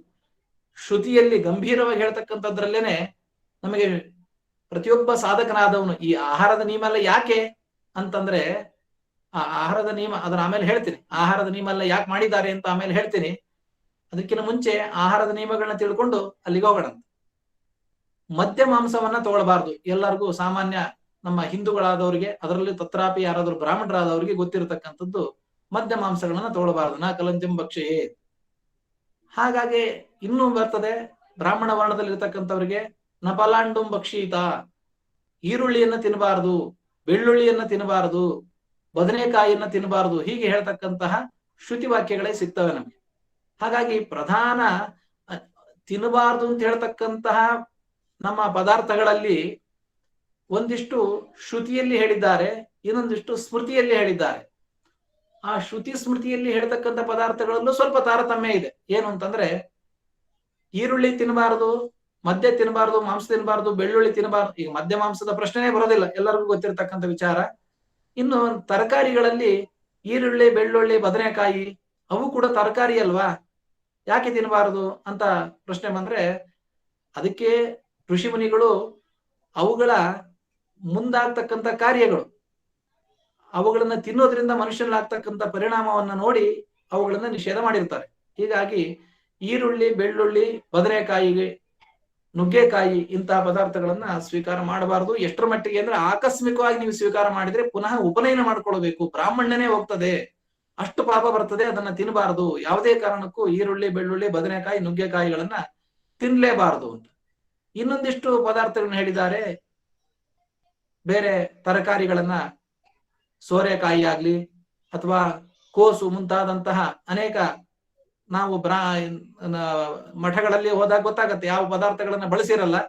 ರಾಯರ ಮಠ ಮುಂತಾದ ಕಡೆ ಹೋದಾಗ ಅಂತಹ ಪದಾರ್ಥಗಳನ್ನ ಮನೇಲಿ ನಾವು ಬಳಸ್ತಾ ಇದ್ವಿ ಅಂತಂದ್ರೆ ಆವಾಗ ಅದನ್ನ ತಿನ್ನಬಾರ್ದು ಅಂತ ನಾವು ತಿಳ್ಕೊಳ್ಬೇಕು. ಅವುಗಳನ್ನ ಯಾಕೆ ತಿನ್ನಬಾರ್ದು ಅಂದ್ರೆ, ಅವುಗಳನ್ನ ತಿನ್ನೋದ್ರಿಂದ ಬ್ರಾಹ್ಮಣ್ಯ ಹೋಗೋದಿಲ್ಲ, ಆದ್ರೆ ಪಾಪ ಬರ್ತದೆ. ಪಾಪ ಬರ್ತದೆ ಅಂತಂದ್ರೆ ಅರ್ಥ ಏನು? ಪಾಪಕ್ಕೆ ಪಾಪನೂ ಬರ್ತದೆ, ಅವುಗಳಿಂದ ನಮ್ಮ ಮನಸ್ಸಿನ ಮೇಲೆ ಬೇರೆ ಪರಿಣಾಮನೂ ಆಗ್ತದೆ. ಈ ಎರಡು ಕಾರಣಗಳಿಂದ ಋಷಿಮುನಿಗಳು ಅಂಥ ಒಂದು ತರಕಾರಿ, ಹಣ್ಣುಗಳು ಇವುಗಳನ್ನ ತಿನ್ನಬಾರದು. ಇನ್ನು ವಿಶೇಷವಾಗಿ ನಾವು ಹೇಳುದು ಅಂತಂದ್ರೆ ಎರಡು ವಿಭಾಗ. ಒಂದು, ಈಗಾಗ್ಲೇ ನಮ್ಮ ಭಾರತದಲ್ಲಿ ಪ್ರಚಾರ ಇರ್ತಕ್ಕಂತಹ ಪದಾರ್ಥಗಳಲ್ಲೇನೆ ನಾವು ಎಷ್ಟೋ ಒಂದು ಪದಾರ್ಥಗಳನ್ನ, ಹಣ್ಣು ತರಕಾರಿಗಳನ್ನ ತಿನ್ಲಿಕ್ಕಿಲ್ಲ. ಇನ್ನು ಈಗಿನ ಆಧುನಿಕ ಕಾಲದಲ್ಲಿ ಅನೇಕ ಹಣ್ಣುಗಳು ಬರುತ್ತೆ, ಡ್ರ್ಯಾಗನ್ ಹಣ್ಣು, ಕಿವಿ ಹಣ್ಣು ಅಂತ ಏನೇನೋ ಹಣ್ಣುಗಳು ಬರ್ತಾ ಇವೆ. ಅವುಗಳು ಕೂಡ ಯಾವುದು ಶಾಸ್ತ್ರದಲ್ಲಿ ಹೇಳಿಲ್ಲ ಅಂತ ಪದಾರ್ಥ ತಿನ್ನಬಾರ್ದು ಅಂತ ಅನ್ನೋದು ಮತ್ತೊಂದು ಸ್ಮೃತಿಯಲ್ಲಿ ಹೇಳಿದ್ದಾರೆ. ಹಾಗಾಗಿ ಈ ಹೊಸ ಪದಾರ್ಥ ಬಂದಾಗ ಅದರ ಪರಿಣಾಮ ಏನು ಅಂತ ಗೊತ್ತಿರೋದಿಲ್ಲ. ಆದ್ರಿಂದ ಆ ಕಾರಣದಿಂದಲೂ ಕೂಡ ನಾವು ಆ ಪದಾರ್ಥಗಳನ್ನ ತಿನ್ನಬಾರದು. ಇದು ಇಷ್ಟು ಹಸಿಯಾದಂತಹ ಪದಾರ್ಥಗಳಲ್ಲಿ ಆಹಾರ ನಿಯಮವನ್ನು ನಾವು ಇಟ್ಕೊಳ್ಬೇಕಾದ್ರೆ ಇಂತಹ ಪದಾರ್ಥಗಳನ್ನ ತಿನ್ನಬಾರದು. ಇದು ಇನ್ನು ಬಿಸಿಯಾದ ಪದಾರ್ಥಗಳಲ್ಲಿ ಅಂದ್ರೆ ಅದನ್ನ ನಾವು ಅಡಿಗೆ ಮಾಡಿಕೊಂಡು ಊಟ ಮಾಡ್ತಕ್ಕಂತಹ ಪ್ರಸಂಗದಲ್ಲಿ ಅದಕ್ಕೆ ಒಂದಿಷ್ಟು ನಿಯಮಗಳನ್ನ ಹಾಕ್ತಾರೆ. ನೀವು ಅಡಿಗೆ ಮಾಡಿ ತಿನ್ನೋದು ಅಂತ ಆದ್ರೆ ಯಾರು ಅಡಿಗೆ ಮಾಡ್ತಾರೆ, ಹೇಗೆ ಅಡಿಗೆ ಮಾಡ್ತಾರೆ, ಈ ಎರಡು ವಿಭಾಗವನ್ನ ಗಮನಿಸಬೇಕು. ಮತ್ತು ಯಾವ ಕಾಲದಲ್ಲಿ ಅಡಿಗೆ ಮಾಡಿರ್ತಾರೆ, ಈ 3 ಅಂಶಗಳಿಗೆ ಒಳಪಟ್ಟು ತಿನ್ನತಕ್ಕಂತ ಪದಾರ್ಥಗಳನ್ನು ಕೂಡ ತಿನ್ನಬಾರದು. ಈಗಾಗಲೇ ನಿಷಿದ್ಧ ಪದಾರ್ಥಗಳು ಅಂತ ಹೇಳ್ಬಿಟ್ಟಿವಿ. ಯಾವ್ದನ್ನ ತಿನ್ನಬಾರದು ಅಂತ ಹೇಳ್ತೀವಿ ಅದು ನಿಷಿದ್ಧ ಪದಾರ್ಥಗಳು, ಯಾವ್ದನ್ನ ತಿನ್ಬೇಕು ಅಂತ ಹೇಳ್ತೀವಿ ಅದು ಸಿದ್ಧವಾದ ಪದಾರ್ಥಗಳು. ನಿಷಿದ್ಧವಾದ ಪದಾರ್ಥಗಳಲ್ಲಿ ತುಂಬಾ ತಿನ್ಲೇಬಾರದು ಅಂತ ಹೇಳ್ತಕ್ಕಂಥ ಪದಾರ್ಥಗಳನ್ನಂತೂ ಪ್ರಶ್ನೆನೇ ಇಲ್ಲ. ಇನ್ ಕೆಲವೊಂದು ಪದಾರ್ಥಗಳು ಆರೋಗ್ಯದ ದೃಷ್ಟಿಯಿಂದ ಏನಾದ್ರೂ ವೈದ್ಯರು ಹೇಳಿದಾಗ ಸೇವಿಸಿದ್ರು ಕೂಡ ಅದಕ್ಕೆ ಪ್ರಾಯಶ್ಚಿತ್ತಾದಿಗಳನ್ನ ಮಾಡಿಕೊಂಡು ನಾವು ಮುಂದುವರಿಬಹುದು. ಆದರೆ ತಿನ್ನಲೇಬಾರದು ಅಂತ ಹೇಳ್ತಕ್ಕಂಥ ಪದಾರ್ಥಗಳನ್ನಂತೂ ತಿಂದರೆ ಸ್ವಲ್ಪ ಕಷ್ಟವಾದ ಪ್ರಾಯಶ್ಚಿತ್ತ. ಸಾಮಾನ್ಯ ಪದಾರ್ಥಗಳನ್ನ ತಿಂದಾಗ ಏಕಾದಶಿ ಉಪವಾಸ ಪಂಚಗವ್ಯ ಮುಂತಾದವುಗಳಿಂದ ಶುದ್ಧಿ ಆದ್ರೆ, ತಿನ್ನಲೇಬಾರದು ಅಂತ ಹೇಳಿರ್ತಕ್ಕಂಥ ಪದಾರ್ಥಗಳನ್ನ ತಿಂದ್ರೆ ಪುನಃ ಸಂಸ್ಕಾರಾದಿಗಳನ್ನೇ ಮಾಡ್ಕೊಳ್ಬೇಕಾಗತ್ತೆ. ಇದಿಷ್ಟು ಈ ಪದಾರ್ಥಗಳದ್ದಾದ್ರೆ, ಇನ್ನು ಅದನ್ನ ಬಿಸಿ ಮಾಡಿ ತಿನ್ನೋ ಪ್ರಸಂಗ ಬಂದಾಗ, ಸಿದ್ಧವಾದ ನಿಷಿದ್ಧವಲ್ಲದ ಪದಾರ್ಥವನ್ನ ತಿನ್ನೋ ಪ್ರಸಂಗ ಬಂದಾಗ ಅದನ್ನ ಏಕಾದಶಿ ದಿವಸ ಮಾಡಿರತಕ್ಕಂತಹ ಅಡುಗೆ, ಗ್ರಹಣ ಕಾಲದಲ್ಲಿ ಮಾಡಿರ್ತಕ್ಕಂಥ ಅಡುಗೆ, ಇಂತಹ ಅಥವಾ ರಾತ್ರಿ ಅಪರಾತ್ರಿಯಲ್ಲಿ ಮಾಡಿರ್ತಕ್ಕಂಥ ಅಡುಗೆ ಆದ್ರೆ ಅದನ್ನ ತಿನ್ಲಿಕ್ಕಿಲ್ಲ. ನಾನು ಇಲ್ಲಿ ತುಂಬಾ ಸ್ಮೃತಿ ವಾಕ್ಯಗಳನ್ನ ಅಥವಾ ಪುರಾಣ ವಾಕ್ಯಗಳನ್ನ ಉಲ್ಲೇಖ ಮಾಡ್ತಾ ಇಲ್ಲ. ಯಾಕೆಂದ್ರೆ ಅದನ್ನ ಉಲ್ಲೇಖ ಮಾಡಿ ಹೇಳ್ತಾ ಇದ್ರೆ ಈ 3/4 ಗಂಟೆ ಸಮಯದಲ್ಲಿ ನಾವು ಅನ್ಕೊಂಡಷ್ಟು ವಿಷಯಗಳನ್ನ ತಿಳಿಸ್ಲಿಕ್ಕೆ ಆಗೋದಿಲ್ಲ. ಯಾರಾದ್ರೂ ಆಸಕ್ತಿ ಇದ್ದವರು ಪುನಃ ನನ್ನ ಆಮೇಲೆ ಪ್ರಶ್ನೆ ಮಾಡಿದ್ರೆ ನಾನು ಅವರಿಗೆ ಪ್ರಮಾಣಗಳನ್ನ ಕೊಡ್ತೇನೆ. ಎಲ್ಲಿ ಉಲ್ಲೇಖ ಮಾಡೋ ಪ್ರಸಂಗ ಬರುತ್ತೆ ಅಲ್ಲಿ ಮಾತ್ರ ಉಲ್ಲೇಖ ಮಾಡ್ತೇನೆ. ಹಾಗಾಗಿ ಕೆಲವೊಂದು ಕಾಲದಲ್ಲಿ ಮಾಡಿರತಕ್ಕಂಥ ಪದಾರ್ಥಗಳನ್ನ ತಿನ್ನಬಾರದು. ಇಲ್ಲ ಸರಿಯಾದ ಕಾಲದಲ್ಲೇ ಮಾಡಿದ್ದಾರೆ ಅಂತಂದ್ರೆ ಚಾತುರ್ವರ್ಣ್ಯ ವ್ಯವಸ್ಥೆಯನ್ನ ಭಗವಂತ ವ್ಯವಸ್ಥೆ ಮಾಡಿ, ಆ ಚಾತುರ್ವರ್ಣ ವ್ಯವಸ್ಥೆಯಲ್ಲಿ ಇಂತಿಂತವರು ಇಂತಿಂತ ವ್ಯಕ್ತಿಗಳಿಗೆ ಅಡಿಗೆ ಮಾಡಬಹುದು, ಅವರ ಅಡಿಗೆಯನ್ನ ಸ್ವೀಕಾರ ಮಾಡಬಹುದು ಅಂತ ಒಂದು ವ್ಯವಸ್ಥೆ ಮಾಡಿದ್ದಾನೆ. ಭಗವದ್ಗೀತೆ ಮುಂತಾದ ಕಡೆ ಆ ವ್ಯವಸ್ಥೆಯನ್ನ ಹೇಳಿದ್ದಾರೆ. ಅದರ ವಿವರಣೆಯನ್ನೇ ಸ್ಮೃತಿಗಳು, ವಿಷ್ಣು ರಹಸ್ಯ ಮುಂತಾದ ಪುರಾಣಗಳು ಅಲ್ಲೆಲ್ಲವೂ ಕೂಡ ವಿವರಣೆ ಕೊಟ್ಟಿದ್ದಾರೆ. ಹೀಗಾಗಿ ಅಲ್ಲಿ ಮಾಡಿರತಕ್ಕಂತಹ ವ್ಯಕ್ತಿಗಳು ಯಾರಿದ್ದಾರೆ, ಸಾಮಾನ್ಯವಾಗಿ ಹೇಳೋದು ಅಂತಾದ್ರೆ ಆಯಾ ವರ್ಣದವರು ಮಾಡಿರ್ತಕ್ಕಂತಹ ಪದಾರ್ಥವನ್ನ ಸ್ವೀಕಾರ ಮಾಡಬಹುದು. ಅದಕ್ಕಿಂತಲೂ ಕೆಳಗಿನ ವರ್ಣದವರು, ಮೇಲಿನ ವರ್ಣದವರು ಮಾಡಿರತಕ್ಕಂತಹ ಪದಾರ್ಥವನ್ನು ಸ್ವೀಕಾರ ಮಾಡಬಹುದು. ಇದೊಂದು ಸಾಮಾನ್ಯ ನಿಯಮ. ಆದ್ರೆ ಇದರಲ್ಲೂ ಕೂಡ ಆಯಾ ವರ್ಣದವರು ಮಾಡಿದ್ದು ನಾವು ತಿಂತೀವಿ ಅಂತಂದ್ರೆ, ಆಯಾ ವರ್ಣದವರು ಮಾಡ್ತಕ್ಕಂತ ವ್ಯಕ್ತಿಗಳಿದ್ದಾರಲ್ಲ ಅವರಲ್ಲಿ ದೋಷ ಇರಬಾರದು. ಅಂದ್ರೆ ಅವನೇನಾದ್ರೂ ಅಶಾಸ್ತ್ರೀಯವಾದ ವಿವಾಹ ಮಾಡ್ಕೊಂಡಿದ್ರೆ ಅಥವಾ ಅಶಾಸ್ತ್ರ ರೀತಿಯಿಂದ ದೊಡ್ಡ ದೊಡ್ಡ ಪಾತಕಗಳನ್ನ ಮಾಡಿದ್ರೆ ಅಂಥ ವ್ಯಕ್ತಿಗಳು ಮಾಡಿರ್ತಕ್ಕಂಥ ಪದಾರ್ಥ ಶುದ್ಧವಾದದ್ದು ಶುದ್ಧ ಕಾಲದಲ್ಲಿ ಆಗಿದ್ರು ಕೂಡ ತಿನ್ಲಿಕ್ಕೆ ಬರೋದಿಲ್ಲ. ಇದು ಇನ್ನು ಜೊತೆಗೆ ಇಲ್ಲ ಪಾತಕ ಇಲ್ಲ ಏನಿಲ್ಲ, ವ್ಯಕ್ತಿ ಚೆನ್ನಾಗೇ ಇದ್ದಾನೆ ಅಂತ ಅಂದ್ರೆ ಆವಾಗ್ಲೂ ಕೂಡ ಕೆಲವೊಂದು ಸಂದರ್ಭದಲ್ಲಿ ತಿನ್ಲಿಕ್ಕೆ ಬರೋದಿಲ್ಲ. ಯಾವಾಗ ಅಂದ್ರೆ ನಮಗೊಂದು ಆಶೌಚ ಬಂದಿದೆ, ಆಶೌಚ ಬಂದಾಗ ಶುದ್ಧ ಬ್ರಾಹ್ಮಣ, ಒಳ್ಳೆ ಜಪತಪ ಅನುಷ್ಠಾನ ಮಾಡ್ತಕ್ಕಂಥ ಬ್ರಾಹ್ಮಣನಾದ್ರೂ ಕೂಡ ಆ ವ್ಯಕ್ತಿ ಮಾಡಿರತಕ್ಕಂತಹ ಪದಾರ್ಥವನ್ನ ಮತ್ತೊಬ್ರು ಸ್ವೀಕಾರ ಮಾಡ್ಲಿಕ್ಕೆ ಬರೋದಿಲ್ಲ. ಇನ್ನು ರಜಸ್ವಲೆ ಮುಂತಾದಂತಹ ಅವಸ್ಥೆ ಬಂದಾಗ, ಅವಸ್ಥೆ ಬಂದಾಗ ಆವಾಗ ಮಾಡಿರ್ತಕ್ಕಂತಹ ಪಾಕವನ್ನು ಕೂಡ ಶುದ್ಧವಾಗಿದ್ದವರು ಸ್ವೀಕಾರ ಮಾಡ್ಲಿಕ್ಕೆ ಬರೋದಿಲ್ಲ. ಆಹಾರವನ್ನ ಸ್ವೀಕಾರ ಮಾಡೋ ವ್ಯಕ್ತಿಗಳಲ್ಲೂ ಕೂಡ ಅವರಲ್ಲಿ ಇರ್ತಕ್ಕಂಥ ಅವಸ್ಥೆ ಮೇಲೆ ನಾವು ಆಹಾರವನ್ನ ತಿನ್ಬೇಕೋ ತಿನ್ನಬಾರ್ದು ಅಂತ ಪ್ರಸಂಗ ಬರ್ತದೆ. ಹೀಗಾಗಿ ಇದೆಲ್ಲ ಆಯ್ತು, ಶುದ್ಧವಾದ ಆಹಾರವೇ ಇದೆ, ಶುದ್ಧವಾದ ವ್ಯಕ್ತಿಗಳೇ ಮಾಡಿದ್ದಾರೆ ಅಂತಂದ್ರೂ ಕೂಡ ಕೆಲವೊಂದು ಸಂದರ್ಭದಲ್ಲಿ ಅಂತ ಆಹಾರವನ್ನ ಸ್ವೀಕಾರ ಮಾಡ್ಲಿಕ್ಕೆ ಬರೋದಿಲ್ಲ. ಯಾವಾಗ ಅಂತಂದ್ರೆ ಅದನ್ನ ಹೇಗೆ ಮಾಡಿದ್ದಾರೆ ಅಂತ. ಯಾರೋ ಒಬ್ಬ ವ್ಯಕ್ತಿ ಶುದ್ಧ ಬ್ರಾಹ್ಮಣನಿದ್ದಾನೆ, ಆದ್ರೆ ಅವನು ಸರಿಯಾದಂತಹ ವೇಷಭೂಷಣಗಳು ಅಂದ್ರೆ ಶಾಸ್ತ್ರೀಯವಾದ ವೇಷಭೂಷಣಗಳು ಇಲ್ದೇನೆ ಯಾವುದೋ ಒಂದು ಅಶಾಸ್ತ್ರೀಯವಾದಂತಹ ವೇಷಭೂಷಣ ಅಂದ್ರೆ ಅಂಗಿ, ಪ್ಯಾಂಟು, ಚಪ್ಪಲಿ ಮುಂತಾದವನ್ನ ಹಾಕೊಂಡು ಅಡಿಗೆ ಮಾಡಿದ್ದಾನೆ ಅಂತಂದ್ರೆ ಆವಾಗ ಅಂತಹ ಪದಾರ್ಥವನ್ನ ಸ್ವೀಕಾರ ಮಾಡ್ಲಿಕ್ಕೆ ಬರೋದೇ ಇಲ್ಲ. ಅಥವಾ ಅವನು ಶುದ್ಧವಾದ ವೇಷದಲ್ಲೇ ಮಾಡಿದ್ದಾನೆ, ಆದ್ರೆ ಮಾಡಬೇಕಾದ್ರೆ ಶಾಸ್ತ್ರ ಏನ್ ಹೇಳುತ್ತೆ ಅಂತಂದ್ರೆ ಪಾಕವನ್ನ ಮಾಡಬೇಕಾದ್ರೆ ಯಾಜ್ಞೀಯವಾದ ಕಾಷ್ಟಗಳು, ಯಾಜ್ಞೀಯವಾದ ತೃಣಗಳು ಮತ್ತು ಗೋಶಕೃತ್ ಅಂದ್ರೆ ಹಸುವಿನ ಬೆರಣಿ, ಇವುಗಳಲ್ಲಿ ತಯಾರಿಸಿದ ಆಹಾರ ಅದು ಪವಿತ್ರ, ಇದಲ್ಲದೆ ಇದ್ರೆ ಪವಿತ್ರ ಆಗೋದಿಲ್ಲ ಅಂತ ಹೇಳಿದ್ದಾರೆ. ಹೀಗಾಗಿ ಇಂಥ ರೀತಿಯಿಂದ ಮಾಡದೇನೆ ಅಥವಾ ಅದಕ್ಕೆ ಪ್ರತ್ಯಾಮ್ನಾಯವಾಗಿ ನಮಗೆ ಇವತ್ತು ಶಾಸ್ತ್ರೀಯವಾದಂತಹ ಕಟ್ಟಿಗೆ ಸಿಗ್ತಾ ಇಲ್ಲ, ಶಾಸ್ತ್ರೀಯವಾದ ಬೆರಣಿ ಮುಂತಾದ ಸಿಗ್ತಾ ಇಲ್ಲ ಅಂದಾಗ ಅದಕ್ಕೆ ಪ್ರತಿಯಾಗಿ ಸಂಪ್ರದಾಯದಲ್ಲಿ ಒಂದು ಇದ್ದಿಲು ಮುಂತಾದ ಪದಾರ್ಥಗಳನ್ನು ಸ್ವೀಕಾರ ಮಾಡಿದ್ದಾರೆ. ಆ ಇದ್ದಿಲ ಒಲೆಯಲ್ಲಿ ಮಾಡಿರ್ತಕ್ಕಂತಹ ಅಡುಗೆ ಮಾಡಿದ್ರೆ ಆವಾಗ ಸ್ವೀಕಾರ ಮಾಡ್ಲಿಕ್ಕೆ ಬರುತ್ತೆ, ಇಲ್ಲ ಅಂದ್ರೆ ಮಾಡ್ಲಿಕ್ಕೆ ಬರೋದಿಲ್ಲ. ಇದಿಷ್ಟು ಆಹಾರ ಶುದ್ಧವಾಗಿರ್ಬೇಕು. ಆಹಾರ ಶುದ್ಧವಾದ ಮೇಲೆ ಅಂದ್ರೆ ನಿಷಿದ್ಧ ಅಲ್ಲದೆ ಇರಬೇಕು. ನಿಷಿದ್ಧ ಅಲ್ಲದ ಆಹಾರವನ್ನ ನಿಷಿದ್ಧ ಅಲ್ಲದ ಕಾಲದಲ್ಲಿ ಸರಿಯಾದ ವ್ಯಕ್ತಿ ಸರಿಯಾದ ಕ್ರಮದಲ್ಲಿ ಆ ಅಡುಗೆಯನ್ನ ಮಾಡಿದ್ರೆ ಅಂತ ಆಹಾರವನ್ನ ಸ್ವೀಕಾರ ಮಾಡಬಹುದು ಅಂತ ಇಷ್ಟೇ ಹೇಳಿ ಶಾಸ್ತ್ರ ನಿಲ್ಲಿಸಲಿಲ್ಲ. ಇನ್ನೊಂದು ಮುಂದೆ ಮಾತು ಹೇಳುತ್ತೆ, ಏನಂತಂದ್ರೆ ಇಷ್ಟೆಲ್ಲ ಆಹಾರ ಸರಿಯಾಗಿದ್ರು ಕೂಡ ಅದು ವಿಷ್ಣು ನೈವೇದ್ಯವಾಗಿರ್ಲಿಲ್ಲ ಅಂತಂದ್ರೆ ಅಂತ ಆಹಾರವನ್ನ ಸ್ವೀಕಾರ ಮಾಡ್ಲಿಕ್ಕೆ ಬರೋದಿಲ್ಲ. ವಿಷ್ಣು ನೈವೇದ್ಯ ಯಾವುದಲ್ಲ ಅಂತ ಆಹಾರವನ್ನ ಸ್ವೀಕಾರ ಮಾಡಿದ್ರೆ ಅದರಿಂದ ಅಂದ್ರೆ ವೈಷ್ಣವನಾದವನಿಗೆ ಹೇಳ್ತಕ್ಕಂಥ ಮಾತು, ಯಾರು ವೈಷ್ಣವರು ನಾವು ವಿಷ್ಣು ಭಕ್ತರು ಅಂತ ಅನ್ಕೋತೀವಿ, ಅವರು ಎಂತ ಆಹಾರವನ್ನ ಸ್ವೀಕಾರ ಮಾಡಬೇಕು ಅಂತಂದ್ರೆ ವಿಷ್ಣು ಅರ್ಪಿತವಾದ ನೈವೇದ್ಯವನ್ನೇ ಸ್ವೀಕಾರ ಮಾಡಬೇಕು, ಅನರ್ಪಿತವಾದದ್ದನ್ನ ಸ್ವೀಕಾರ ಮಾಡಬಾರದು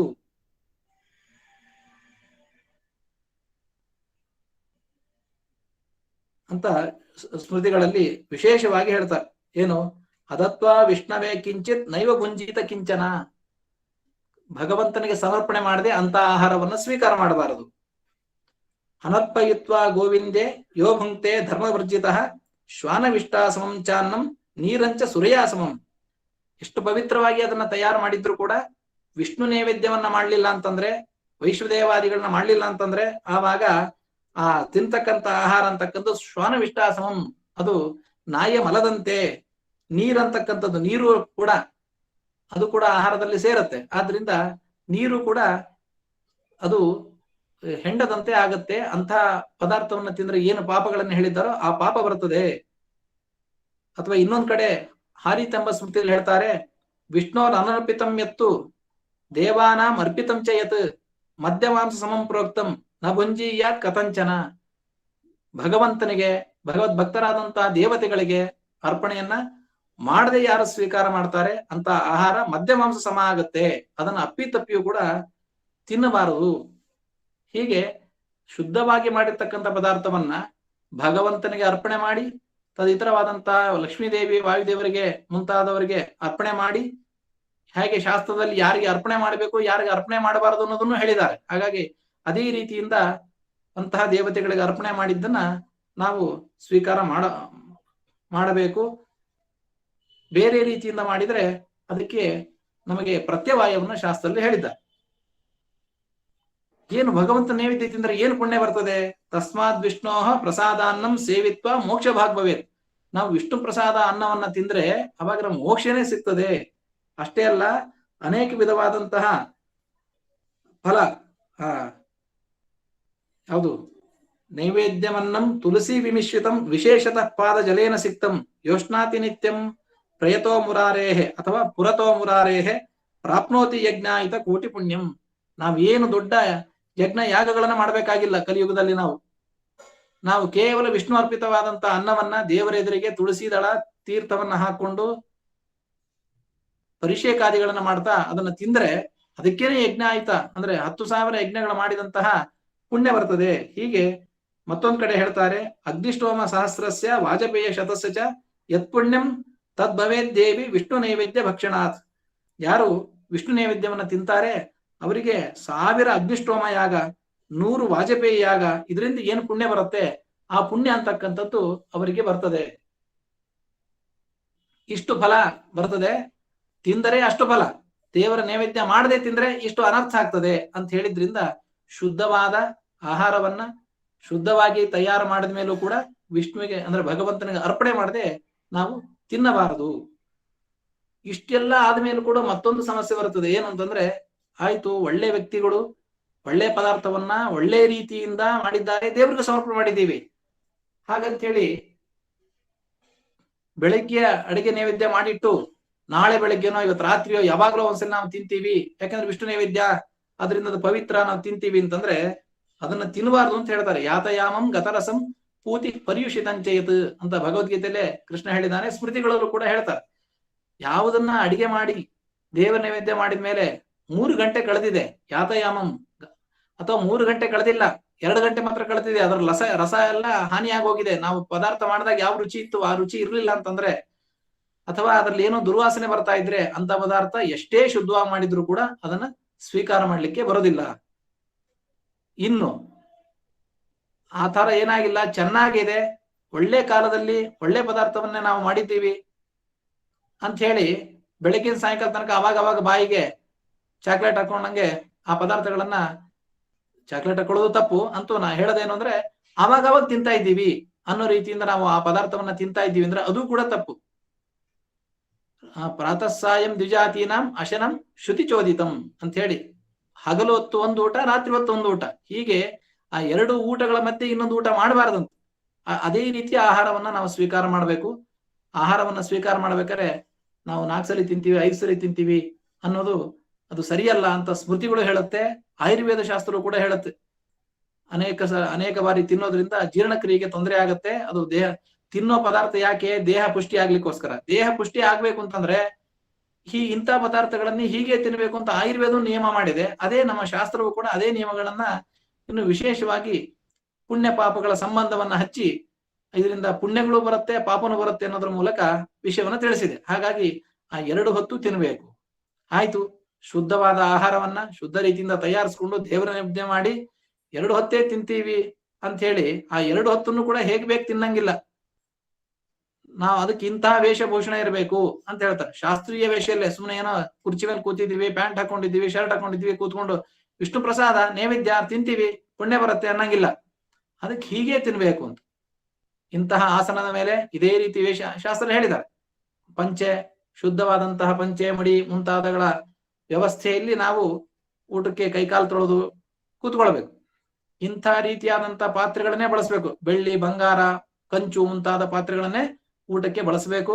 ಅಥವಾ ಅದಿಲ್ಲ ಅಂದ್ರೆ ಇಂತಹ ಶಾಸ್ತ್ರೀಯವಾದ ಎಲೆಗಳು ಅಂತ ಒಂದಿಷ್ಟು ಹೇಳಿದ್ದಾರೆ. ಬಾಳೆ ಎಲೆ, ಮುತ್ತುಗದ ಎಲೆ, ಕಮಲದ ಎಲೆ ಮುಂತಾದ ಎಲೆಗಳು, ಆ ಎಲೆಗಳಲ್ಲೇ ಹಾಕೊಂಡು ಕೂತ್ಕೊಳ್ಬೇಕು. ಅದಕ್ಕೆ ಪರಿಷೇಕ ಮಾಡಬೇಕು. ಪರಿಷೇಕ ಮಾಡಿ ಚಿತ್ರಾವತ್ಯಾದಿಗಳೆಲ್ಲ ಇಟ್ಟು ಅಂತ ಆಹಾರವನ್ನ ಸ್ವೀಕಾರ ಮಾಡಬೇಕು. ಸ್ವೀಕಾರ ಮಾಡಬೇಕಾದ್ರೂ ಕೂಡ ಅಲ್ಲೂ ಕೆಲವೊಂದಿಷ್ಟು ನಿಯಮಗಳು ಹೇಳಿದ್ದಾರೆ. ಈ ನಿಯಮ ಇಷ್ಟೇ ಸಾಕಾಗೋದಿಲ್ಲ. ನೀವು ತಿನ್ಬೇಕಾದ್ರೆ ಒಂದ್ಸಲಿ ತಿಂದಿದ್ದು ಕಚ್ಚಿ ಇನ್ನೊಂದ್ಸಲಿ ತಿನ್ಬೇಡಿ. ಅದನ್ನ ಹಾಗೆ ಒಂದ್ಸಲಿ ತಿಂದ್ರೆ ಆಯ್ತು, ಮುಗಿದು ತಿರುಗಿ ವಾಪಸ್ ಬರಬಾರ್ದು. ಏನೋ ನಂಗೆ ಹುಳಿಯಲ್ಲಿ ಹೋಳು ಹಾಕಿದ್ದಾರೆ ಅಂತ ಹೇಳಿ ಅರ್ಧ ಕಚ್ಚಿ ತಿಂದು ಅರ್ಧ ಕೈಯಲ್ಲಿ ಹಿಡ್ಕೊಂಡು ಇದೆಲ್ಲ ತಿನ್ನಬಾರದು. ಅಥವಾ ನಾವು ತಿನ್ನತಕ್ಕಂತಹ ಪದಾರ್ಥವನ್ನ ಇಂತಹ ಕೆಲವೊಂದು ವ್ಯಕ್ತಿಗಳು ನೋಡಬಾರದು ಅಂತ ಹೇಳ್ತಾರೆ. ಅಂತಹ ಅಶಾಸ್ತ್ರೀಯವಾದಂತಹ ಯಾರು ವಿಷ್ಣು ದ್ವೇಷಿಗಳು ಮುಂತಾದವನ್ನು ತಿರ್ತಾರೆ ಅಂಥವರ ದೃಷ್ಟಿಗೆ ಬೀಳದ ರೀತಿಯಿಂದ ನಾವು ಆಹಾರವನ್ನ ಸ್ವೀಕಾರ ಮಾಡಿದ್ರೆ ಅದು ನಮಗೆ ಶಾಸ್ತ್ರದಲ್ಲಿ ಹೇಳಿರ್ತಕ್ಕಂತಹ ಪುಣ್ಯ ಏನ್ ಹೇಳಿದ್ದಾರೆ ಆ ಪುಣ್ಯ ಆಗ್ಲಿ ಅಥವಾ ದೇಹಕ್ಕೆ ಪುಷ್ಟಿಯನ್ನಾಗ್ಲಿ ಅದು ಕೊಡ್ತದೆ. ಹೀಗಾಗಿ ಆಹಾರ ನಿಯಮ ಹೇಳ್ಬೇಕಾದ್ರೆ ತಿಂದಿದ್ದನ್ನ ತಿನ್ನಬಾರ್ದು. ಮತ್ತೊಬ್ರು ತಿಂದು ಉಚ್ಚಿಷ್ಟವಾದದ್ದನ್ನ, ವಿಷ್ಣು ನೈವೇದ್ಯ ಮತ್ತೊಬ್ರು ಊಟ ಮಾಡಿ ಎದ್ದೋಗಿದ್ದಾರೆ ಅದೇ ಎಲೆಯಲ್ಲಿ ನಾವು ಕೂತ್ಕೊಂಡು ತಿಂತೀವಿ, ಇದು ಶಾಸ್ತ್ರ ಒಪ್ಪೋದಿಲ್ಲ. ಅಥವಾ ಅವ್ರು ತಿಂದು ನಮಗೊಂದು ಪಕ್ಕದಲ್ಲಿ ಕೂತಿದ್ದಾರೆ, ಅವ್ರಿಗೆ ಜಾಸ್ತಿ ಆಗಿದೆ ಅಂತ ಒಂದನ್ನು ಪಕ್ಕಕ್ಕೆ ಹಾಕ್ತಿವಿ ಅಂತ ಹೇಳಿ ಹಾಕಿದ್ರೆ ಅದನ್ನು ಕೂಡ ಶಾಸ್ತ್ರ ಒಪ್ಪೋದಿಲ್ಲ. ಇನ್ನೊಬ್ಬರು ಉಚ್ಚಿಷ್ಟ ಅಥವಾ ಅವೈಷ್ಣವರ ದೃಷ್ಟವಾದಂತಹ ಅಥವಾ ಅವೈಷ್ಣವರಿಂದ ಸ್ಪೃಷ್ಟವಾದಂತಹ ವಿಷ್ಣು ನೈವೇದ್ಯ ಆದ್ರೂ ಕೂಡ ಅದನ್ನ ಸ್ವೀಕಾರ ಮಾಡ್ಲಿಕ್ಕೆ ಬರೋದಿಲ್ಲ ಅಂತ ಹೀಗೆ ಅನೇಕ ನಿಯಮಗಳನ್ನ ಶಾಸ್ತ್ರಗಳಲ್ಲಿ ಹೇಳಿದ್ದಾರೆ. ಸಾಮಾನ್ಯವಾಗಿ ನಾವು ಏನಂದ್ರೆ ಇಷ್ಟು ತಿಳ್ಕೊಂಡಿದ್ದಲ್ದೇನೆ ಸಂದರ್ಭ ಬಂದಾಗ ಇನ್ನು ವಿಶೇಷವಾಗಿ ನಾನು ಇದನ್ನ ಹೇಳ್ಬೇಕು ಅಂದ್ರೆ ಎಷ್ಟು ಹೇಳಿದಾರೆ ಅದ್ರ ಒಂದಂಶನೂ ನಾನು ನಿಮ್ಗೆ ಈ ಸಂದರ್ಭದಲ್ಲಿ ಹೇಳಿಕ್ ಆಗ್ತಾ ಇಲ್ಲ. ನಂಗೆ ಅಷ್ಟು ನಿಯಮಗಳು ಇದೆ. ಅಲ್ಲ, ಅಷ್ಟೊಂದು ನಿಯಮ ಮಾಡ್ಲಿಕ್ಕಾಗತ್ತಾ ಅಂತ ಪ್ರಶ್ನೆ ಮಾಡಬೇಡಿ. ಎಲ್ಲಾ ನಿಯಮಗಳು ಮಾಡ್ಲಿಕ್ಕಾಗತ್ತೆ. ಯಾಕೆಂದ್ರೆ ಏನನ್ನ ಮಾಡಬೇಡಿ ಅಂತ ಹೇಳ್ತಕ್ಕಂಥ ನಿಯಮಗಳೇ ಹೆಚ್ಚಿವೆ, ಏನನ್ನ ಮಾಡ್ಬೇಕು ಅಂತ ಹೇಳ್ತಕ್ಕಂಥ ನಿಯಮಗಳು ಕಡಿಮೆ. ಹಾಗಾಗಿ ಏನನ್ನ ಮಾಡಬೇಡಿ ಅಂತ ತಿಳ್ಕೊಂಡ್ರೆ ನಾವು ಅದನ್ನೆಲ್ಲ ಬಿಟ್ರೆ ಆಗೋಯ್ತು. ಮಾಡ್ತಕ್ಕಂಥ ನಿಯಮಗಳು ಪ್ರತಿಯೊಬ್ಬ ಮನುಷ್ಯನಿಗೂ ಮಾಡ್ಲಿಕ್ಕೆ ಸಾಧ್ಯ. ಸಾಧ್ಯವಿಲ್ಲದ ನಿಯಮಗಳನ್ನ ಅದು ಶಾಸ್ತ್ರ ಹೇಳೋದೇ ಇಲ್ಲ. ಇಷ್ಟು ಆಹಾರ ತಗೊಳ್ತಕ್ಕಂತಹ ನಾವು ನಿಯಮಗಳು ಅಂತಂದಾಗ ಇಷ್ಟು ನಿಯಮಗಳನ್ನ ನಾವು ಸಾಮಾನ್ಯವಾಗಿ ತಿಳ್ಕೊಳ್ಬೇಕು. ಇದ್ರ ಮೇಲೆ ಪ್ರಶ್ನೆ ಬರುತ್ತೆ, ಇಷ್ಟೆಲ್ಲ ನಿಯಮಗಳು ಯಾಕೆ ಮಾಡಬೇಕು ನಾವು ಅಂತ. ಯಾಕೆ ಮಾಡ್ಬೇಕು ಅಂತಂದ್ರೆ ಪ್ರತಿಯೊಬ್ಬ ವ್ಯಕ್ತಿ ಭೂಮಿಗೆ ಬಂದಿರತಕ್ಕಂಥದ್ದು ಯಾಕೆ ಅಂದ್ರೆ ನಾವು ನಮ್ಮ ಸ್ವರೂಪಾನಂದವನ್ನ ಅಂದ್ರೆ ಮೋಕ್ಷವನ್ನ ಪಡಿಲಿಕ್ಕೆ ಬಂದಿರತಕ್ಕಂಥದ್ದು. ಸುಮ್ಮನೆ ಪ್ರಾಣಿಗಳ ತರ ಬಂದು ಹೋಗಿರೋದಲ್ಲ. ಮನುಷ್ಯನ ಜನ್ಮ ಭಗವಂತ ಸೃಷ್ಟಿ ಮಾಡಿರೋದು ಭಗವಂತನ ತತ್ವಜ್ಞಾನ ತಿಳಿದು ಭಗವಂತನಲ್ಲಿ ಭಕ್ತಿ ಮಾಡಿ ಮೋಕ್ಷವನ್ನ ಪಡಿಬೇಕು ಅಂತ. ಆದ್ರೆ ಇಷ್ಟೆಲ್ಲ ನಮಗೆ ಗೊತ್ತಿದ್ರು ಕೂಡ, ಶಾಸ್ತ್ರ ಓದಿ ತಿಳಿದ್ರು ಕೂಡ ಸಹಜವಾಗಿ ನಮಗೇನಾಗತ್ತೆ, ಆ ಭಗವಂತನಲ್ಲಿ ಭಕ್ತಿ ಅಥವಾ ಭಗವಂತನ ಜ್ಞಾನ ಸಂಪಾದನೆ ಮಾಡಬೇಕು ಅನ್ನೋ ಆಸಕ್ತಿ ಅವೆಲ್ಲ ಬರೋದಿಲ್ಲ. ಯಾಕೆ ಬರೋದಿಲ್ಲ ಅಂತಂದ್ರೆ ನಮ್ಮ ಅಂತಃಕರಣ ಶುದ್ಧಿ ಆಗಿರೋದಿಲ್ಲ. ನಮ್ಮ ಅಂತಃಕರಣ ಶುದ್ಧಿ ಆಗ್ಬೇಕು ಅಂತಂದ್ರೆ ಪಾತ್ರೆ ಆದ್ರೆ ಸಬೀನ ಹಾಕಿ ತೊಳೆದು ಬಿಡ್ಬೋದು ನಾವು. ನಮ್ಮ ಮನಸ್ಸು ನಮ್ಗೆ ಇದೆ ಅನ್ನೋದೇ ಯಾವ ಇವತ್ತು ವೈದ್ಯಕೀಯ ಪ್ರಮಾಣದಲ್ಲೂ ಕೂಡ ಮನಸ್ಸನ್ನೇ ಹಿಂಗಿದೆ ಅಂತ ತೋರಿಸ್ಲಿಕ್ಕೆ ಬರೋದಿಲ್ಲ. ಅಷ್ಟು ಸೂಕ್ಷ್ಮವಾಗಿರ್ತಕ್ಕಂಥ ಮನಸ್ಸು, ಅದನ್ನ ಹೇಗೆ ತೊಳಿಲಿಕ್ಕಾಗತ್ತೆ? ಅದಕ್ಕೆ ಋಷಿಮುನಿಗಳು ಶಾಸ್ತ್ರಕಾರರು ಅವರು ಮನಸ್ಸಿನ ಶುದ್ಧಿಯ ಹೊರತಾಗಿ ನಮಗೆ ದೇವರಲ್ಲಿ ಭಕ್ತಿ ಬರೋದಿಲ್ಲ, ದೇವರ ವಿಷಯದಲ್ಲಿ ಆಸಕ್ತಿ ಬರೋದಿಲ್ಲ. ಅದಾಗ್ಬೇಕು ಅಂದ್ರೆ ಅದನ್ನೇ ಮನಸ್ಸನ್ನೇ ಅಂತಃಕರಣ ಅಂತ ಅನ್ನೋದು. ಅಂತಃಕರಣ ಶುದ್ಧಿ ಆಗ್ಬೇಕಾದ್ರೆ ಶಾಸ್ತ್ರೀಯ ನಿಯಮಗಳನ್ನ ಪಾಲನೆ ಮಾಡಿ ಅದು ಸಹಜವಾಗಿ ಅಂತಃಕರಣ ಶುದ್ಧಿಗೆ ಕರ್ಕೊಂಡು ಹೋಗ್ತದೆ. ಆದ್ದರಿಂದ ಶಾಸ್ತ್ರೀಯ ನಿಯಮಗಳನ್ನ ಪಾಲನೆ ಮಾಡಿ ಅಂತ ಹೇಳ್ಬೇಕಾದ್ರೆ ಅನೇಕ ನಿಯಮಗಳು ಹೇಳಿದ್ದಾರೆ. ಅದರಲ್ಲಿ ಆಹಾರ ನಿಯಮ, ಆ ಎಲ್ಲಾ ನಿಯಮಗಳಲ್ಲೂ ಆಹಾರ ನಿಯಮ ಅಂತಕ್ಕಂಥದ್ದು ಒಂದು ವಿಶೇಷತೆಯನ್ನ ಯಾಕೆ ಪಡ್ಕೊಳ್ತದೆ ಅಂತಂದ್ರೆ, ಈ ನಾವು ತಿನ್ನತಕ್ಕಂತ ಆಹಾರಕ್ಕೂ ಮನಸ್ಸಿಗೂ ನೇರ ಸಂಬಂಧ ಇದೆ ಅಂತ ಉಪನಿಷತ್ತು ಹೇಳುತ್ತೆ. ಯಾಕೆ ನಾವು ಆಹಾರದ ನಿಯಮ ಇಷ್ಟೆಲ್ಲ ಪಾಲನೆ ಮಾಡ್ಬೇಕಾಗತ್ತೆ ಅಂದ್ರೆ ನಾವು ಅಂತಃಕರಣ ಶುದ್ಧಿಗೋಸ್ಕರ. ಆದ್ರೆ ಅಂತಃಕರಣ ಶುದ್ಧಿ ಅಂತಕ್ಕಂಥದ್ದು ಆಹಾರ ನಿಯಮಗಳಿಂದ ಪಾಲನೆ ಮಾಡಿದಾಗ ಹೇಗಾಗತ್ತೆ ಅಂದ್ರೆ, ನೋಡಿಯಪ್ಪ ನೀವು ತಿಂತಕ್ಕಂತ ಆಹಾರವೇ ಒಂದು ಭಾಗ ಮನಸ್ಸಾಗತ್ತೆ ಅಂತ ಛಾಂದೋಗ್ಯೋಪನಿಷತ್ತಲ್ಲಿ ಹೇಳುತ್ತೆ. ಏನು?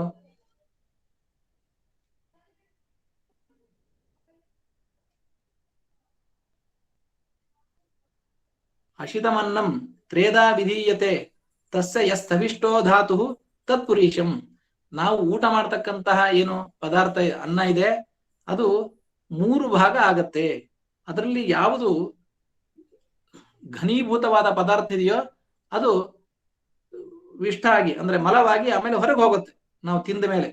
ಅದರಲ್ಲಿ ಯೋ ಮಧ್ಯಮ, ಯಾವುದು ಮಧ್ಯಮ ಭಾಗ ಇದೆ ತನ್ಮಾಂಸಂ, ಅದು ಮಾಂಸ ರಕ್ತ ಇವೆಲ್ಲ ಅದು ಆಗ್ತಕ್ಕಂಥದ್ದು. ಅನಿಷ್ಟ ಯಹ ಅನಿಷ್ಟ ತನ್ಮನಃ, ಯಾವುದು ಸೂಕ್ಷ್ಮವಾದಂತಹ ಅನ್ನದ ಆಹಾರದ ಸಾರ ಇದೆಯೋ ಅದು ಮನಸ್ಸಾಗತ್ತೆ. ಅದೇ ರೀತಿ ಆಪಪೀತಾಹ ನೀರು ಕುಡಿಯಲ್ಪಟ್ಟಿದ್ದು ತ್ರೇದಾ ವಿಧೀಯಂತೆ 3 ವಿಭಾಗ ಆಗುತ್ತೆ. ತಾಸಾಮ್ಯ ಸ್ಥವಿಷ್ಟ, ಅದರಲ್ಲಿ ಒಂಥರ ಗಟ್ಟಿಯಾದ ಭಾಗ ಅಂದ್ರೆ ಇದ್ದಿದ್ರಲ್ಲಿ ಗಟ್ಟಿಯಾದ ಭಾಗ ಅಂತ ಅರ್ಥ. ಅದು ಏನಾಗತ್ತೆ? ಮೂತ್ರವಾಗ್ತದೆ. ಅಲ್ಲಿ ಮಧ್ಯಮವಾಗಿರ್ತಕ್ಕಂಥದ್ದು ಏನಿದೆ ಅದು ರಕ್ತವಾಗ್ತದೆ. ಅನಿಷ್ಟ ಸಪ್ರಾಣ, ಅದು ಮನಸ್ಸಾಗತ್ತೆ ಅಂತ. ಹೀಗೆ ಉಪನಿಷತ್ತು ನಮಗೆ ತಿಂದ ಆಹಾರ ಅಂತಕ್ಕಂಥದ್ದು ಮನಸ್ಸಾಗತ್ತೆ. ಆದ್ರಿಂದ ಶುದ್ಧವಾದ ಆಹಾರವನ್ನು ಶುದ್ಧ ರೀತಿಯಲ್ಲಿ ತಗೊಳ್ಳಿ ಅಂತ. ಹಾಗೆ ಆ ಮನಸ್ಸೇ ಕಾರಣ. ಮನೆಯವ ಮನುಷ್ಯಾಣಂ ಕಾರಣಂ ಬಂಧ ಮೋಕ್ಷಯೋಹೋ ಅಂತ ಹೇಳ್ದಂಗೆ ಭಗವಂತನಲ್ಲಿ ರಕ್ತವಾದರೆ ಅದು ಮೋಕ್ಷಕ್ಕೆ ಕಾರಣ ಆಗತ್ತೆ. ಭಗವದ್ ವಿಮುಖವಾದರೆ ಆ ಮನಸ್ಸು ನಮಗೇನಾಗತ್ತೆ? ಅದು ಬಂಧಕ್ಕೆ ಕಾರಣ ಆಗತ್ತೆ. ಅಂತ ಭಗವಂತನಲ್ಲಿ ನಮ್ಗೆ ಯಾಕೆ ಪ್ರೀತಿ ಬರ್ತಾ ಇಲ್ಲ? ಹಣದ ವಿಷಯದಲ್ಲೋ ಅಥವಾ ಲೌಕಿಕ ಭೋಗ ಸಾಮಗ್ರಿ ವಿಷಯದಲ್ಲೋ ನಮ್ಮ ಮನಸ್ಸು ಹೋಗ್ಬಿಡತ್ತೆ. ಯಾಕೆ? ಅಂತ ಆಹಾರಗಳೇ ತಿಂದು ನಾವು ಬೆಳಗಿನ ಸಾಯಂಕಾಲ ತನಕ ಅಂತ ವಿಚಾರಗಳನ್ನೇ ಕೇಳ್ತಾ ಇರ್ತೀವಿ. ಆದ್ರಿಂದ ಅದರಲ್ಲಿ ನಮಗೆ ಆಸಕ್ತಿ ಬಂದ್ಬಿಡುತ್ತೆ. ಭಗವದ್ ವಿಷಯದಲ್ಲಿ ಅಷ್ಟು ಸುಲಭವಾಗಿ ಬರೋದಿಲ್ಲ. ಮನಸ್ಸು ನಿರ್ಮಲವಾಗದೆ ಹೊರತು ಭಗವಂತನ ವಿಷಯದ ಜ್ಞಾನ ಆಗ್ಲಿ ಭಕ್ತಿ ಆಗ್ಲಿ ಬರ್ಲಿಕ್ಕೆ ಸಾಧ್ಯ ಇಲ್ಲ. ಹೀಗಾಗಿ ಈ ಆಹಾರ ನಿಯಮವನ್ನ ಪಾಲನೆ ಮಾಡ್ಬೇಕು.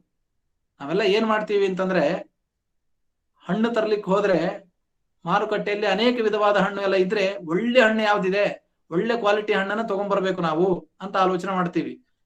ಒಂದು ಪೆನ್ನೋ ಫೋನೋ ಏನೋ ತಗೊಳ್ಳಿಕ್ ಹೋದಾಗ ಒಳ್ಳೆ ಕಂಪನಿ ಇರಬೇಕು. ಫೋನು ಪೆನ್ನು ಬಿಡಿ, ಒಂದ್ ಚಪ್ಪಲಿ ತಗೊಳ್ಬೇಕಾದ್ರೂ ಕೂಡ ಯಾವ್ಯಾವ್ದೋ ತಗೊಳ್ತೀವ, ಬ್ರಾಂಡೆಡ್ ಚಪ್ಪಲಿ ಬೇಕು ಅಂತೀವಿ. ಯಾಕೆ? ನಮಗೆ ಸಂಬಂಧಪಟ್ಟಿದ್ದು ನಾವು ಅನುಭವಿಸ್ತಕ್ಕಂಥ ಪದಾರ್ಥ ಯಾವತ್ತೂ ಹೈ ಕ್ವಾಲಿಟಿ ಇರಬೇಕು, ಚೆನ್ನಾಗಿರ್ಬೇಕು ಅಂತ ಆಲೋಚನೆ ಮಾಡ್ತೀವಿ. ಇದು ನಮ್ಮ ಮನುಷ್ಯನ ಸ್ವಭಾವ. ಯಾರಿಗಾದ್ರೂ ಕೆಟ್ಟದ್ದು ಕೊಡ್ತೀವಿ ಅಂದ್ರೆ ಯಾರಾದ್ರೂ ತಗೊಳ್ಳಿಕ್ ತಯಾರಿದ್ದೀವಾ? ಖಂಡಿತ ತಯಾರಿಲ್ಲ. ಬೇರೇನು ಗತಿ ಇಲ್ಲ ಅಂದ್ರೆ ಕೆಟ್ಟದನ್ನು ಬಳಸ್ತೀವಿ. ಅಂತೂ 2 ವ್ಯವಸ್ಥೆ ಇದೆ, ಒಳ್ಳೇದಿದೆ ಕೆಟ್ಟದಿದೆ ಅಂತ ಆಲೋಚನೆ ಮಾಡಿದಾಗ ನಾವೆಲ್ಲ ಏನ್ ಮಾಡ್ತೀವಿ? ಒಳ್ಳೇದಕ್ಕೆ ನಾವು ಕೈ ಹಾಕ್ತೀವಿ. ಯಾಕೆ? ನಮ್ಮ ಭೋಗ ವಸ್ತು ನಮಗೆ ಬೇಕಾದದ್ದು, ಆದ್ರಿಂದ ಅದು ಒಳ್ಳೇದೇ ಇರಬೇಕು ಅಂತ ಇಷ್ಟು ಆಲೋಚನೆ ಮಾಡ್ತಕ್ಕಂಥ ವ್ಯಕ್ತಿಗಳು ನಾವೇ ಆಗ್ತೀವಿ. ಅಂದ್ರೆ ನಾವಂದ್ರೆ ನಮ್ಮ ದೇಹ, ನಾವು ತಿಂತಕ್ಕಂಥ ಆಹಾರ ಮನಸ್ಸಾಗತ್ತೆ, ದೇಹ ಆಗತ್ತೆ, ಮೂಳೆ ಆಗತ್ತೆ, ಮಾಂಸ ಆಗತ್ತೆ ಅಂತ ಉಪನಿಷತ್ತು ಹೇಳಿದ ಹಾಗೆ ಇವತ್ತು ವಿಜ್ಞಾನಿಗಳು ಹೇಳ್ತಾರೆ, ನಮ್ಮ ಅನುಭವಕ್ಕೂ ಬರುತ್ತೆ. ಏನಂದ್ರೆ ತಿಂದ ಆಹಾರ ನಮ್ಮ ದೇಹವಾಗಿ ಪರಿಣಾಮ ಆಗುತ್ತೆ ಅಂತ ಹೇಳಿ. ಆದ್ರೆ ನಮ್ಮ ದೇಹವಾಗಿ ನಾವು ಹಾಕೊಳ್ತಕ್ಕಂಥ ವಾಚು, ಹಾಕೊಳ್ತಕ್ಕಂಥ ಚಪ್ಪಲಿ ಅದ್ಭುತವಾಗಿರ್ಬೇಕು, ಒಳ್ಳೆ ಕ್ವಾಲಿಟಿ ಇರಬೇಕು ಅಂತ ಆಲೋಚನೆ ಮಾಡ್ತಕ್ಕಂಥ ವ್ಯಕ್ತಿಗಳು ನಾವೇ ಅಂದ್ರೆ ನಮ್ಮ ದೇಹವೇ ಆಗ್ತಕ್ಕಂತ ವಸ್ತು ಹೇಗಿರ್ಬೇಕು, ತುಂಬಾ ಚೆನ್ನಾಗಿರ್ಬೇಕು ಅನ್ನೋದ್ರ ಬಗ್ಗೆ ನಾವು ಗಮನ ಕೊಡ್ತಾ ಇಲ್ಲ. ಹಾಗಾಗಿ ನಾವು ಶುದ್ಧವಾದ ಪದಾರ್ಥವನ್ನ ಶುದ್ಧವಾದ ರೀತಿಯಿಂದ ಸೇವಿಸಿದಾಗ ನಮ್ಮ ದೇಹವು ಒಳ್ಳೇದಾಗಿರುತ್ತೆ. ಅಂದ್ರೆ ಒಳ್ಳೇದಾಗುದಂದ್ರೆ ಏನು, ರೋಗ ರುಜಿನಗಳು ಬರೋದಿಲ್ಲ. ಇನ್ನು ಮನಸ್ಸು ಶುದ್ಧವಾಗಿರುತ್ತೆ ಅಂದ್ರೆ ಮನಸ್ಸು ಪ್ರಶಾಂತವಾಗಿ ನೆಮ್ಮದಿಯನ್ನು ಕೊಡುತ್ತೆ, ಭಗವಂತನಲ್ಲಿ ಅದು ರಥವಾಗ್ತದೆ. ಈ ರೀತಿಯ ಅವಸ್ಥೆ ಬರತಕ್ಕಂಥದ್ದು ಮನಸ್ಸಿಗೆ ನಾವು ಶುದ್ಧವಾದ ಆಹಾರ ಕ್ರಮವನ್ನ ಇಟ್ಕೊಂಡಾಗ.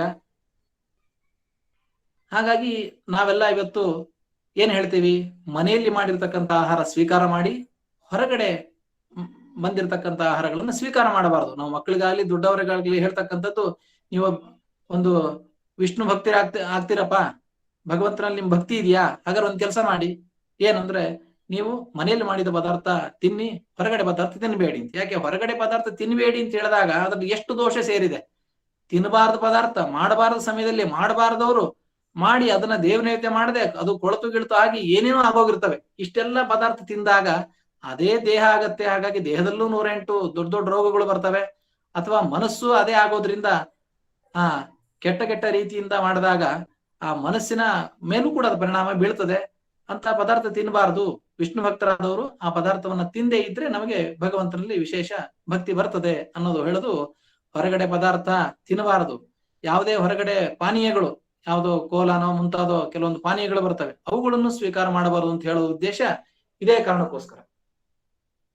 ಮನೆಯಲ್ಲೇ ಮಾಡಿರ್ತಕ್ಕಂಥ ಪದಾರ್ಥಗಳನ್ನು ತಿನ್ಬೇಕಾದ್ರೂ ಇಷ್ಟೆಲ್ಲ ನಿಯಮಗಳನ್ನ ಪಾಲನೆ ಮಾಡಬೇಕು. ಯಾಕೆಂದ್ರೆ ಮನಸ್ಸಾಗತ್ತೆ, ಅದು ದೇಹ ಆಗತ್ತೆ ಅಂತ ಬರೀ ಶಾಸ್ತ್ರ ಹೇಳಿದ್ ಮಾತ್ರ ಅಲ್ಲ, ಇದೆಲ್ಲ ಅನುಭವಕ್ಕೆ ಬಂದಿದೆ ಅಂತ ಪುರಾಣಗಳಲ್ಲಿ ಅನೇಕ ಕಥೆಗಳನ್ನ ಹೇಳ್ತಾರೆ. ಒಬ್ಬ ಬ್ರಾಹ್ಮಣನ ಕಥೆ ಬರ್ತದೆ. ಆ ಬ್ರಾಹ್ಮಣ ಆಗಿನ ಕಾಲದಲ್ಲಿ ಸಂಚಾರ ಮಾಡ್ಬೇಕು ಅಂತಂದ್ರೆ ಇವತ್ತಿನ ತರ ಬಸ್ಸು ರೈಲು ಇರ್ಲಿಲ್ಲ. ಆದ್ರಿಂದ ಒಂದು ಊರಿಂದ ಮತ್ತೊಂದು ಊರಿಗೆ ಹೋಗ್ಬೇಕಂದ್ರೆ ಎಷ್ಟೋ ದಿವಸಗಳೇ ಬೇಕಾಗ್ತಾ ಇತ್ತು. ಹೋದಾಗ ಕ್ರಮ ಏನು, ಬೇರೆಯವರ ಮನೆಯಲ್ಲಿ, ಯಾಕಂದ್ರೆ ಅಕ್ಕಿ ಬೇಳೆ ಸ್ಟವ್ ಇವೆಲ್ಲ ಹೊತ್ಕೊಂಡು ಹೋಗ್ಲಿಕ್ಕೆ ಆಗೋದಿಲ್ಲ, ನಡ್ಕೊಂಡೇ ಹೋಗ್ಬೇಕಾದ್ರಿಂದ ಹಾಗೆ ನಡ್ಕೊಂಡು ಹೋಗೋರು ಬಟ್ಟೆ ಗಿಟ್ಟೆ ಹಿಡ್ಕೊಂಡು. ಇನ್ನೊಬ್ಬರ ಮನೆಯಲ್ಲಿ ಊಟದ ವ್ಯವಸ್ಥೆ, ಅಲ್ಲಿ ಊಟ ಮಾಡಿಕೊಂಡು ಮುಂದಿನ ಊರಿಗೆ ಹೋಗೋದು, ಇದು ಪ್ರಾಚೀನ ಪದ್ಧತಿ. ಅದೇ ಕ್ರಮದಲ್ಲಿ ಒಬ್ಬ ಬ್ರಾಹ್ಮಣ ಒಬ್ಬರ ಮನೆಗೆ ಹೋಗಿರ್ತಾನೆ. ಆ ಬ್ರಾಹ್ಮಣನ ಮನೆಯಲ್ಲಿ ಏನಾಗಿರ್ತದೆ, ಪದಾರ್ಥಗಳು ಇರೋದಿಲ್ಲ. ಆದ್ರೆ ಅತಿಥಿ ಬಂದಿದ್ದಾನೆ, ಇವನಿಗೆ ಹೇಗಾದ್ರೂ ಊಟದ ವ್ಯವಸ್ಥೆ ಮಾಡಬೇಕು ಅಂತ ಹೇಳಿ ಅವನು ತನ್ನ ಸೇವಕನಿಗೆ ಹೇಳ್ತಾನೆ, ಎಲ್ಲಿಂದಾದ್ರೂ ಪದಾರ್ಥವನ್ನ ತಗೊಂಡ್ ಬಾ, ಬ್ರಾಹ್ಮಣರು ಬಂದಿದ್ದಾರೆ ಊಟಕ್ಕೆ ಹಾಕ್ಬೇಕು ಅಂತ. ಅವನೇನ್ ಮಾಡ್ತಾನೆ, ಎಲ್ಲಿಂದ ತರೋದು ಅಂತ ಹೇಳಿ ಯಾರೋ ಒಬ್ಬ ಶ್ರೀಮಂತನ ಪದಾರ್ಥ ಅಲ್ಲಿ ಇರ್ತದೆ, ಅವನಿಗೆ ಕೇಳದೆ ಕಳ್ತನ ಮಾಡಿಕೊಂಡು ಆ ಪದಾರ್ಥವನ್ನ ತಗೊಂಡು ತನ್ನ ಯಜಮಾನನಿಗೆ ಕೊಡ್ತಾನೆ. ಇದು ಯಜಮಾನನಿಗೆ ಗೊತ್ತಾಗೋದಿಲ್ಲ. ಏನೋ ಒಳ್ಳೆ ಪದಾರ್ಥ ತಂದಿದ್ದಾನೆ, ಸೇವಕ ಎಲ್ಲೋ ಎಸ್ಕೊಂಡ್ ಬಂದಿದ್ದಾನೆ, ನಾಳೆ ಕೊಟ್ರೆ ಆಯ್ತು ಅನ್ಕೊಂಡು ಅವನು ಅದೇ ಪದಾರ್ಥವನ್ನ ಅಡಿಗೆ ಮಾಡಿ ಆ ಬ್ರಾಹ್ಮಣನಿಗೆ ಊಟಕ್ಕೆ ಹಾಕ್ತಾನೆ. ಈ ರೀತಿ ಊಟಕ್ಕೆ ಹಾಕಿದಾಗ ಬ್ರಾಹ್ಮಣ ಊಟ ಮಾಡ್ತಾನೆ. ಆಮೇಲೆ ಅವ್ರ ಮನೇಲಿ ಒಂದು ಹಸು ಇರುತ್ತೆ. ಆ ಹಸು ಹಾಲು ಕೂಡ ಊಟದ ಸಂದರ್ಭದಲ್ಲಿ ಮೊಸರು ಹಾಕಿರ್ತಾನೆ, ಹಾಲು ಹಾಕಿರ್ತಾನೆ. ಇದೆಲ್ಲ ಆ ಬ್ರಾಹ್ಮಣ ಊಟ ಮಾಡಿರ್ತಾನೆ. ಬಂದಿರತಕ್ಕಂಥ ಬ್ರಾಹ್ಮಣ ಈ ಯಾವ ಗ್ರಾಮದಲ್ಲಿ ಇದ್ದಾನೆ ಆ ಬ್ರಾಹ್ಮಣನ ಮನೆಯಲ್ಲಿ ಊಟ ಮಾಡಿರ್ತಾನೆ. ಇದಾದ್ಮೇಲೆ ರಾತ್ರಿ ಮಲ್ಕೊಂಡಾಗ ಈ ಬ್ರಾಹ್ಮಣಗೆ ಅನಿಸುತ್ತಂತೆ, ಎಂತ ಅದ್ಭುತವಾದ ಊಟ, ಅದರಲ್ಲೂ ಕೂಡ ಹಾಲು ಮೊಸರು ತುಪ್ಪ ಏನು ರುಚಿ ರುಚಿಯಾಗಿತ್ತು. ಇವ್ರ ಮನೆಯಲ್ಲಿ ಮಾತ್ರ ಒಂದ್ ದಿವಸ ಮಾತ್ರ ಈ ರುಚಿಯನ್ನ ನಾನು ಅನುಭವಿಸ್ಲಿಕ್ಕೆ ಸಾಧ್ಯ. ಅದೇ ಈ ಹಸುನ ಕರ್ಕೊಂಡು ಹೋಗ್ಬಿಟ್ರೆ ನಾನು ನನ್ನ ಮನೇಲಿ ಕಟ್ಕೊಂಡ್ರೆ ದಿವಸವೂ ಇಂತ ಊಟ ಮಾಡ್ಬೋದು ಅಂತ ಆಲೋಚನೆ ಮಾಡಿ ರಾತ್ರಿ ಇವರೆಲ್ಲ ಮಲಗಿದ್ದಾಗ ಆ ಹಸುವನ್ನ ಬಿಚ್ಚಿಕೊಂಡು ತಾನು ಬೇರೆ ಗ್ರಾಮಕ್ಕೆ, ಅಂದ್ರೆ ತನ್ನ ಊರಿಗೆ ವಾಪಸ್ ಹೋಗ್ಲಿಕ್ಕೆ ಶುರು ಮಾಡ್ತಾನೆ. ಈ ಕಡೆ ಏನಾಗತ್ತೆ, ಪಾಪ ಬೆಳಗ್ಗೆ ಒಂದು 4 ಗಂಟೆ ಅಷ್ಟೊತ್ತಿಗೆ ಈ ಬ್ರಾಹ್ಮಣನಿಗೆ ಎಚ್ಚರ ಆಗತ್ತೆ. ನೋಡ್ತಾನೆ, ಬ್ರಾಹ್ಮಣರೇ ಕಾಣಿಸೋದಿಲ್ಲ. ಇಲ್ಲಪ್ಪ, ಹೇಳದೆ ಕೇಳದೆ ಹೋಗ್ಬಿಟ್ರಲ್ಲ ಪಾಪ, ಇಷ್ಟೊತ್ತಿನಲ್ಲಿ ಬ್ರಾಹ್ಮಣರು ಹೋದ್ರು ಅಂತ ಹುಡುಕ್ತಾ ಇದ್ರೆ ಅವನ್ ಹಸು ಕಾಣೋದಿಲ್ಲ, ಕರು ಮಾತ್ರ ಅಲ್ಲಿ ನಿಂತಿರುತ್ತೆ. ಆವಾಗ ಅವಾಗ ಅನ್ಸುತ್ತೆ, ಯಾರು ಊರಲ್ಲಿರ್ತಕ್ಕಂಥ ಬ್ರಾಹ್ಮಣನಿಗೆ, ಓ ಏನು ಬ್ರಾಹ್ಮಣರು ಬಂದಿದ್ರಲ್ಲ, ಆ ಬ್ರಾಹ್ಮಣರ ಹಸುರು ತಗೊಂಡೋಗಿದ್ದಾರೆ. ಅಯ್ಯೋ ಪಾಪ, ಬ್ರಾಹ್ಮಣ ಕೇಳಿದ್ರೆ ನಾನು ಗೋದಾನ ಅಂತ ಕೊಟ್ಟೆ ಬಿಡ್ತಾ ಇದ್ದೆ, ಏನೋ ಚೆನ್ನಾಗಿದೆ ಅಂತ ಆಸೆ ಆಗಿರ್ಬೇಕು. ಆದ್ರೆ ಕರುವನ್ನ ಕರ್ಕೊಂಡು ಹೋಗ್ಲಿಲ್ಲ ಅಂದ್ರೆ ಅವ್ರಿಗೆ ಹಾಲು ಬರೋದು ಹೇಗೆ ಸಾಧ್ಯ? ಕರು ಹಾಲು ಕುಡಿತಾ ಇದೆ ಅಂದ್ರೆ ಹಸು ಹಾಲು ಕೊಡುತ್ತೆ, ಇಲ್ಲಾಂದ್ರೆ ಹಸು ಹಾಲು ಹಿಂಗಿಸ್ಕೊಂಡ್ಬಿಡುತ್ತೆ. ಹಾಗಾಗಿ ಆ ಬ್ರಾಹ್ಮಣನಿಗೆ ಕೊಟ್ರೆ ಆಯ್ತು, ಇದೇ ದಾರಿಲಿ ಬಂದಿರ್ತಾನೆ, ಇದೇ ದಾರಿಲಿ ಹೋಗ್ತಾ ಇರ್ತಾನಲ್ಲ ಅನ್ಕೊಂಡು ಆ ಕರುವನ್ನ ಕರ್ಕೊಂಡು ವಾಪಸ್ ಹೋಗ್ತಾನಂತೆ. ಈ ಸಂದರ್ಭದಲ್ಲಿ ಹಸುವನ್ನ ಹೊಡ್ಕೊಂಡು ಹೋಗ್ತಾ ಇದ್ನಲ್ಲ ಇನ್ನೊಬ್ಬ ಬ್ರಾಹ್ಮಣ, ಊರಿಗೆ ಬಂದಿರತಕ್ಕಂಥ ಬ್ರಾಹ್ಮಣ, ಅವನು ಸ್ವಲ್ಪ ದೂರ ಹೋದ್ಮೇಲೆ ಬೆಳಗಿನ ಸಮಯ ಆಯ್ತು, 4-4:15 ಸಮಯ, ಶೌಚದ ಸಮಯ. ಅವನಿಗೆ ಶೌಚ ಬಂತು, ಶೌಚ ಮಾಡಿದ ಮೇಲೆ ಅನಿಸ್ತಂತೆ, ಎಂತ ಕೆಲಸ ಆಯ್ತು, ನಾನು ಅತಿಥಿ ಬಂದಿದ್ದೀನಿ ಅಂತ ಹೇಳ್ಕೊಂಡು ಅಷ್ಟು ಸತ್ಕಾರ ಮಾಡಿ ಪ್ರೀತಿಯಿಂದ ನನಗೆ ಅವನು ಅತಿಥಿ ಸತ್ಕಾರ ಮಾಡಿ ಊಟಕ್ಕೆ ಹಾಕಿದ್ರೆ ನಾನ್ ನೋಡಿದ್ರೆ ಅವನು ಹಸುನೇ ಕರ್ಕೊಂಡ್ ಬಂದ್ಬಿಟ್ಟಿದ್ದೀನಿ, ಎಂತ ಕೆಲಸ ಆಯ್ತಲ್ಲ. ಅಂದ್ರೆ ಅವನು ತಿಂದ ಅನ್ನದ ಪರಿಣಾಮ ಅವನಿಗೆ ಕಳ್ಳತನ ಮಾಡಿದ ಪದಾರ್ಥವನ್ನ ಮಾಡಿ ಹಾಕಿದ್ದಕ್ಕೆ ತಿಂದಿದ್ದರಿಂದ ಇವನು ಕಳ್ಳತನ ಮಾಡೋ ಬುದ್ಧಿ ಬಂದಿತ್ತು. ಆಮೇಲೆ ಅದು ಯಾವಾಗ ಹೊರಗೆ ಹೋಯ್ತು ಜೀರ್ಣ ಆಗಿ, ಆಮೇಲೆ ಇವನಿಗೆ ಅದನ್ನು ವಾಪಸ್ ಕೊಡ್ಬೇಕು ಅನ್ನೋ ಬುದ್ಧಿ ಬಂತಂತೆ. ಅದನ್ನು ತಗೊಂಡು ವಾಪಸ್ಸು ಹೊರಟ. ಇಬ್ರು ಒಂದು ದಾರಿಯಲ್ಲಿ ಸೇರ್ತಾರೆ. ಸೇರಿದಾಗ ಇವನಿಗೆ ತಗೊಂಡು ಬಂದಿರತಕ್ಕಂಥ ಬ್ರಾಹ್ಮಣನಿಗೆ ಸಂಕೋಚ ಆದ್ರೆ, ಆ ಕಡೆ ಬ್ರಾಹ್ಮಣನಿಗೆ ಅಯ್ಯೋ ಅಂತ ಒಳ್ಳೆ ಅವಕಾಶ ಸಿಕ್ಕಿತ್ತು ಬ್ರಾಹ್ಮಣನಿಗೆ ಕೊಡಬೇಕು ಅಂತ ಆ ಉತ್ಸುಕತೆಯಿಂದ ಅವನ್ ಕರುನ್ ಕೊಡ್ಲಿಕ್ಕೆ ಬರ್ತಾ ಇರ್ತಾನೆ. ತಗೋ ಅಂತ ಹೇಳಿ ಅವನ್ ಕರು ಕೊಟ್ರೆ, ಇಲ್ಲ ಬ್ರಾಹ್ಮಣರೇ, ನಿಮ್ಮ ಹಸು ನೀವೇ ಕರ್ಕೊಂಡು ಹೋಗಿ, ನಾನೇ ಅಪರಾಧ ಮಾಡಿದ್ದೀನಿ ಅಂತ ಅವ್ರು ಕ್ಷಮೆ ಕೇಳ್ತಾ ಇದ್ದಾನೆ. ಕೊನೆಗೆ ಇಷ್ಟಾದ್ಮೇಲೆ ಒಂದು ಪ್ರಶ್ನೆ ಮಾಡ್ತಾನೆ, ಯಾಕೆ ಹಿಂಗಾಯ್ತು? ನಾನು ಯಾವತ್ತೂ ಕೂಡ ಕಳ್ತನ ಮಾಡೋ ಬುದ್ಧಿ ನನಗೆ ಬಂದಿರ್ಲಿಲ್ಲ, ಯಾಕೆ ಹೀಗಾಯ್ತು ಅಂತ ವಾಪಸ್ಸು ಆ ಬ್ರಾಹ್ಮಣನ ಮನೆಗೆ ಹೋಗಿ ವಿಚಾರ ಮಾಡಿದಾಗ, ಆ ವೃತ್ತಿಯ ಆ ಪದಾರ್ಥವನ್ನ ಕಳ್ತನ ಮಾಡ್ಕೊಂಡ್ ಬಂದಿದ್ದ, ಅಂತ ಪದಾರ್ಥವನ್ನ ತಿಂದಿದ್ರಿಂದ ಇವನಿಗೆ ಆ ಪದಾರ್ಥ ವಿಕಾರವಾಗಿ ಕಳ್ಳತನ ಮಾಡೋ ಬುದ್ಧಿ ಬಂದಿತ್ತು ಅಂತ ವಿಚಾರ ಪುರಾಣದಲ್ಲಿ ಬರ್ತದೆ. ಹೀಗೆ ನಾವು ತಿನ್ನೋ ಪದಾರ್ಥ ಮನಸ್ಸಾಗತ್ತೆ ಅಂತ ಉಪನಿಷತ್ ಹೇಳಿದೆ. ಆದ್ರಿಂದ ಅದೇ ರೀತಿಯಾಗಿ ಆದ ಘಟನೆಯೂ ಕೂಡ ಪುರಾಣ ಉಲ್ಲೇಖ ಮಾಡಿದೆ. ಆದ್ರಿಂದ ಶುದ್ಧವಾದ ಆಹಾರವನ್ನೇ ಸ್ವೀಕಾರ ಮಾಡಬೇಕು. ಇದು ಬರೀ ಒಂದು ಕಥೆ ಅಲ್ಲ, ಈ ರೀತಿ ಪುರಾಣಗಳಲ್ಲಿ ಅನೇಕ ಕಥೆಗಳು. ಈಗ ಭೀಷ್ಮಾಚಾರ್ಯರು ತಾವು ಶರಶಯ್ಯಲ್ಲಿ ಮಲಗಿ ಅನೇಕ ಉಪದೇಶಗಳನ್ನು ಮಾಡ್ತಾರೆ. ಇವತ್ತು ನಾವು ವಿಷ್ಣು ಸಹಸ್ರನಾಮ ಮುಂತಾದ ಅನೇಕ ಸ್ತೋತ್ರಗಳನ್ನ ಕೇಳಿದ್ದೀವಿ, ಪಾರಾಯಣ ಮಾಡ್ತೀವಿ, ಅಥವಾ ಶಾಂತಿಪರ್ವದ ಅನೇಕ ಧರ್ಮದ ಉಪದೇಶಗಳನ್ನ ಕೊಡ್ತಾರೆ ಭೀಷ್ಮಾಚಾರ್ಯರು. ಅದೆಲ್ಲ ಉಪದೇಶ ಕೊಟ್ಟ ಮೇಲೆ ದ್ರೌಪದಿ ದೇವಿ ಕೇಳ್ತಾಳಂತೆ, ಇಷ್ಟೆಲ್ಲ ಧರ್ಮ ಗೊತ್ತಿದೆ, ಧರ್ಮ ಎಲ್ಲ ವಿಚಾರ ಗೊತ್ತಿದೆ, ಇಷ್ಟೆಲ್ಲ ಗೊತ್ತಿದ್ದು ನೀವು ಅವತ್ತು ಆ ಸಭೆಯಲ್ಲಿ ನಂಗೆ ಅಪಮಾನ ಆಗ್ತಾ ಇದ್ದಾಗ ಇದು ಅಧರ್ಮ, ಈ ತರ ಮಾಡಬಾರ್ದು ಅಂತ ಹೇಳಿ ಯಾಕೆ ಉಪದೇಶ ಮಾಡ್ಲಿಲ್ಲ ಅವ್ರಿಗೆ ಅಂತ ಕೇಳಿದಾಗ ಅವಾಗ ಹೇಳ್ತಾರಂತೆ ಭೀಷ್ಮಾಚಾರ್ಯರು, ಅದು ಅವರ ಋಣದಲ್ಲಿ ಅವರ ಪದಾರ್ಥವನ್ನ ತಿಂದು ಅವರ ರಕ್ತವೇ ದೇಹದಲ್ಲಿ ಹರಿತಾ ಇತ್ತು. ಆದ್ರಿಂದ ನನ್ನ ಮನಸ್ಸು ಯಾವ್ದು ಅಧರ್ಮ ಯಾವ ಧರ್ಮ ಅಂತ ಹೇಳಿ ತೀರ್ಮಾನ ಮಾಡ್ಲಿಕ್ಕೆ ಆಗಿರ್ಲಿಲ್ಲ. ಆದ್ರಿಂದ ಅವತ್ತು ಅದನ್ನ ವಿರೋಧ ಮಾಡ್ಲಿಕ್ಕೆ ಆಗ್ಲಿಲ್ಲ. ಮತ್ ಇವತ್ತು ಹೇಗ್ ಮಾಡಿದ್ರಿ ಅಂದ್ರೆ, ಶರಶಯ್ಯಲ್ಲಿ ಮಲಗಿ ಆ ರಕ್ತ ಎಲ್ಲ ಹರಿದೋಗಿದೆ, ಇನ್ನೇನು ಪ್ರಾಣ ಮಾತ್ರ ಉಳ್ಕೊಂಡಿದೆ. ಹಾಗಾಗಿ ಅಂತಹ ಒಂದು ಅವರ ದುರ್ಬುದ್ಧಿ ದುಷ್ಟರ ಆಹಾರದ ಪರಿಣಾಮ ನನ್ನ ಮನಸ್ಸಿನ ಮೇಲೆ ಇಲ್ಲ, ಆದ್ರಿಂದ ನಾ ಇಷ್ಟೆಲ್ಲ ಒಳ್ಳೇದು ಉಪದೇಶ ಮಾಡ್ಲಿಕ್ಕೆ ಆಯ್ತು ಅಂತ ಹೇಳಿದಾಗ ನಮಗೆ ಆಹಾರ ಎಷ್ಟು ಪರಿಣಾಮ ಬೀಳ್ತದೆ ಅನ್ನೋದು ಗೊತ್ತಾಗುತ್ತೆ. ಅದೇ ಮಹಾಭಾರತದಲ್ಲಿ ಮತ್ತೊಂದು ಪ್ರಸಂಗ, ದ್ರೋಣಾಚಾರ್ಯರು ಶಿಲೋಂಚ ವೃತ್ತಿ ಮಾಡ್ತಾ ಇದ್ರು. ನಾನು ಇನ್ನೊಬ್ಬರನ್ನ ಬೇಡಬಾರದು, ಬೇಡಿ ಪದಾರ್ಥ ತಿಂದರೆ ಬ್ರಾಹ್ಮಣನಿಗೆ ಅದು ತಪಸ್ಸು ಕಡಿಮೆ ಮಾಡ್ತದೆ. ಬ್ರಾಹ್ಮಣ ತಾನು ವೃತ್ತಿಯನ್ನ ಮಾಡ್ಬೇಕಾದ್ರೆ ಯಾವ್ಯಾವ ರೀತಿ ವೃತ್ತಿಯನ್ನ ಶ್ರೇಷ್ಠ ವೃತ್ತಿಯನ್ನ ಆಶ್ರಯಿಸ್ತಾನೋ ಆವಾಗ ಅವನು ಮಾಡಿರ್ತಕ್ಕಂಥ ಕರ್ಮಗಳಿಗೆ ಹೆಚ್ಚೆಚ್ಚು ಫಲ ಬರ್ತದೆ ಅಂತ ನಿಯಮ. ಹಾಗಾಗಿ ನಾವು ಏನಾದ್ರೂ ವ್ಯಾಪಾರ ಮಾಡಿದ್ರೆ, ಪೌರೋಹಿತ್ಯ ಮಾಡಿದ್ರೆ ಮತ್ತು ಮುಂತಾದ ಅನೇಕ ರೀತಿಯಾಗಿ ಮಾಡಿದಾಗ ಪುಣ್ಯಗಳು ಕಡಿಮೆ ಆಗ್ತಾ ಇರ್ತವೆ. ಶಿಲೋಂಚ ವೃತ್ತಿಯನ್ನ ಮಾಡಿದ್ರೆ ಏನು ದೋಷ ಇಲ್ಲ ಅಂತ ಅಂತಹ ವೃತ್ತಿ ಇಟ್ಕೊಂಡವರು ಅವರು ದ್ರುಪದನ ಬಳಿಗೆ ಹೋದಾಗ ಅವಮಾನ ಆದಾಗ ನಾನು ಅವನನ್ನು ಹೇಗಾದ್ರೂ ಮಾಡಿ ಸೋಲಿಸ್ಬೇಕು ಅಂತ ಪ್ರಸಂಗ ಬಂದಾಗ್ಲೂ ಕೂಡ ಅವರು ಏನಾಗಿದ್ರು, ನಾನು ಬ್ರಾಹ್ಮಣ, ಕ್ಷತ್ರಿಯರನ್ನ ನಾವು ಕತ್ತಿಯಿಂದ ಹಿಡ್ಕೊಂಡು ಎದುರಿಸಬಾರದು ಅಂತ ಹೇಳಿ ತಮ್ಮ ಶಿಷ್ಯರ ಕೈಯಲ್ಲಿ ಅವನ ದ್ರುಪದನ್ನ ಸೋಲಿಸಿರ್ತಕ್ಕಂಥ ಬ್ರಾಹ್ಮಣರು. ಅಂತವರು ಮಹಾಭಾರತ ಯುದ್ಧ ಕಾಲದಲ್ಲಿ ದಿವಸಕ್ಕೆ 10,000 ಜನನ್ನ ಕೊಲ್ತಾ ಇದ್ರಂತೆ. ಇಂತಹ ಒಂದು ಅವಸ್ಥೆ ಅವ್ರಿಗೆ ಬಂತು. ಅಂದ್ರೆ ಒಬ್ಬ ದ್ರುಪದನನ್ನ ಬ್ರಾಹ್ಮಣನಾಗಿ ನಾ ಕೊಲ್ಲಬಾರದು ಅಂತ ಆಲೋಚನೆ ಇರತಕ್ಕಂಥ ವ್ಯಕ್ತಿ ಕಾಲಾಂತರದಲ್ಲಿ ಆ ದುರ್ಯೋಧನ ಆಶಯದಲ್ಲಿ ಬೆಳೆದು ಆ ಆಹಾರ ಪದಾರ್ಥಗಳನ್ನ ತಿಂದು ಅವನ ಬುದ್ಧಿ ಬಂದಿದ್ರಿಂದ ಅವ್ರಿಗೆ 10,000 ಜನನ್ನ ದಿವಸ ಕೊಂದ್ರು ಕೂಡ ಅವ್ರಿಗೇನು ಅನಿಸ್ತಾ ಇರಲಿಲ್ಲ. ಆ ರೀತಿ ಮನಸ್ಥಿತಿ ಬದಲಾಯ್ತಂತೆ. ಹೀಗೆ ಆಹಾರದಿಂದ ನಮ್ಮ ಮನಸ್ಸು ಪ್ರಭಾವಿತವಾಗ್ತದೆ ಅನ್ನೋದಕ್ಕೆ ಇದೊಂದು ಉದಾಹರಣೆ. ಇದೆಲ್ಲ ಪುರಾಣದ ಉದಾಹರಣೆ. ಆದ್ರೆ ನಾನೊಂದು ಕತೆ ಕೇಳಿದ್ದೆ ಇತ್ತೀಚೆಗೆ, ಒಂದು 50 ವರ್ಷದ ಹಿಂದೆ ನಡೆದಿರ್ತಕ್ಕಂಥ ಘಟನೆ. ಕುಷ್ಟಗಿ ಪ್ರಹ್ಲಾದಾಚಾರ್ಯರು ಅಂತ ಕೆಲವೊಬ್ಬರು ಕೇಳಿದ್ದಾರೆ. ಅವರು ವಿದ್ಯಾಪೀಠದಲ್ಲೇ ಹಿಂದೆ ಅಧ್ಯಾಪಕರಾಗಿದ್ದವರು. ಅವರ ಪತ್ನಿ ರಮಾಬಾಯಿ ಇಂಥ ವಿದ್ಯಾಪೀಠದಲ್ಲಿ ಇದ್ರು. ಆ ಅಜ್ಜಿಯವರ ಹತ್ರ ಮಾತಾಡ್ಬೇಕಾದ್ರೆ ಅವರ ಒಂದು ಬಾಲ್ಯದ ಘಟನೆ. ಅವರು ಮೈಸೂರಲ್ಲಿ ಪಾಠಶಾಲೆಯಲ್ಲಿ ಸಂಸ್ಕೃತ ಅಧ್ಯಯನ ಮಾಡ್ತಾ ಇದ್ರಂತ. ಆ ಕಾಲದಲ್ಲಿ ಮೈಸೂರಲ್ಲಿ ಮಾತ್ರ ವ್ಯವಸ್ಥೆ ಇತ್ತು. ಆದ್ರೆ ಊಟದ ವ್ಯವಸ್ಥೆ ಇವತ್ತಿನ ತರ ವಿದ್ಯಾಪೀಠಗಳು ಮುಂತಾದವುಗಳು ಅಷ್ಟು ಪ್ರವೃದ್ಧ ಆಗಿರ್ಲಿಲ್ಲ. ಹಾಗಾಗಿ ವಾರಾನ್ನಗಳು ಅಂತ ಒಬ್ಬೊಬ್ಬರ ಮನೆಯಲ್ಲಿ ಊಟ ಮಾಡಿಕೊಂಡು, ಸೋಮವಾರ ಒಬ್ಬರ ಮನೆಯಲ್ಲಿ, ಮಂಗಳವಾರ ಒಬ್ಬರ ಮನೆಯಲ್ಲಿ ಅಂತ ಹೀಗೆ ಊಟ ಮಾಡಿಕೊಂಡು ವಿದ್ಯಾರ್ಥಿಗಳು ಓದ್ತಕ್ಕಂಥ ಒಂದು ಸಮಯ ಅದು. ಆದ್ರೆ ಇಳ್ಕೊಳ್ಳೋದು ಯಾವುದೋ ಒಂದು ಛತ್ರದಲ್ಲಿ ಇಳ್ಕೊಳ್ತಾ ಇದ್ರಂತೆ. ಅಲ್ಲಿ ಆ ಕುಷ್ಟಗಿ ಪ್ರಹ್ಲಾದಾಚಾರ್ಯರು ಇದ್ರು, ಜೊತೆಗೆ ಅವ್ರ ಸ್ನೇಹಿತರು ಒಬ್ರು ಇದ್ರಂತೆ. ಅವ್ರ ಸ್ನೇಹಿತರಿಗೆ ಆ ಆ ಎಲ್ಲಿ ಛತ್ರ ಎಳ್ಕೊಂಡಿದ್ರು ಅಲ್ಲಿ ಒಂದು ರಾಯರ ಗುಡಿ ಇತ್ತು. ರಾಯರಿಗೆ ಕಾಯಿ ಹೊಡಿತಾ ಇದ್ರು. ಗುರುವಾರ ದಿವಸ ಕಾಯಿ ಹೊಡೆದಿಟ್ರೆ ಅದನ್ನ ಕಳ್ಳತನ ಮಾಡ್ಕೊಂಡು ತಿನ್ಬೇಕು ಅನ್ನೋ ಭಾವನೆ ಬರ್ತಿತ್ತು ಇವ್ರಿಗೆ. ಅವ್ರು ಯಾರು ಇಲ್ಲದೆ ಇದ್ದಾಗ ತಗೊಂಡು ಹೊಡೆದ್ಬಿಟ್ಟು ತಿಂತಾ ಇದ್ರಂತ. ಆದ್ರೆ ಅವರಿಗೆ ಆಶ್ಚರ್ಯ, ನಾನು ಕಳ್ಳತನ ಮಾಡೋ ಪ್ರವೃತ್ತಿ ಅಲ್ಲ, ಆದ್ರೆ ಗುರುವಾರ ದಿವಸ ಮಾತ್ರ ಈ ಬುದ್ಧಿ ಬರುತ್ತೆ ಯಾಕೆ ಅಂತ ಈ ಕುಷ್ಟಗಿ ಪ್ರಹ್ಲಾದಾಚಾರ್ಯ ಹತ್ರ ಪ್ರಶ್ನೆ ಮಾಡಿದ್ರಂತೆ. ಅವರು ಈ ಶಾಸ್ತ್ರದ ಹಿನ್ನೆಲೆಯನ್ನ ಅರಿತಿದ್ದವರು. ಅದಕ್ಕೆ ಅವ್ರು ಹೇಳಿದ್ರಂತೆ, ನೀನು ಯಾರ ಮನೆ ನಿನ್ನೆ ಊಟ ಮಾಡಿದಿ ಹೇಳು, ಅಂದ್ರೆ ನೀನು ಬುಧವಾರ ದಿವಸ ಊಟ ಮಾಡ್ತಕ್ಕಂಥ ವಾರದ ಮನೆ ಯಾವ್ದು ಹೇಳು ಅಂತ ಕೇಳಿದ್ರಂತೆ. ಅದಕ್ಕೆ ಇಂಥವ್ರ ಮನೆ ಅಂತ ಸೂಚನೆ ಮಾಡಿದ್ರಂತ ಆ ಸ್ನೇಹಿತರು. ಅದೇನಾಗಿತ್ತು ಮನೆ, ಮೈಸೂರು ರಾಜನ ಉಗ್ರಾಣವನ್ನ ನೋಡ್ಕೊಳ್ತಕ್ಕಂತಹ ಒಬ್ಬ ಬ್ರಾಹ್ಮಣರ ಮನೆ ಆಗಿತ್ತು. ಆ ಉಗ್ರಾಣವನ್ನ ವ್ಯವಸ್ಥೆ, ಉಗ್ರಾಣಕ್ಕೆ ಏನು ಪದಾರ್ಥ ತರಬೇಕು, ಏನು ಬಿಡಬೇಕು ಅನ್ನೋ ವಿಚಾರ ಮಾಡತಕ್ಕಂಥ ವ್ಯಕ್ತಿಗಳು.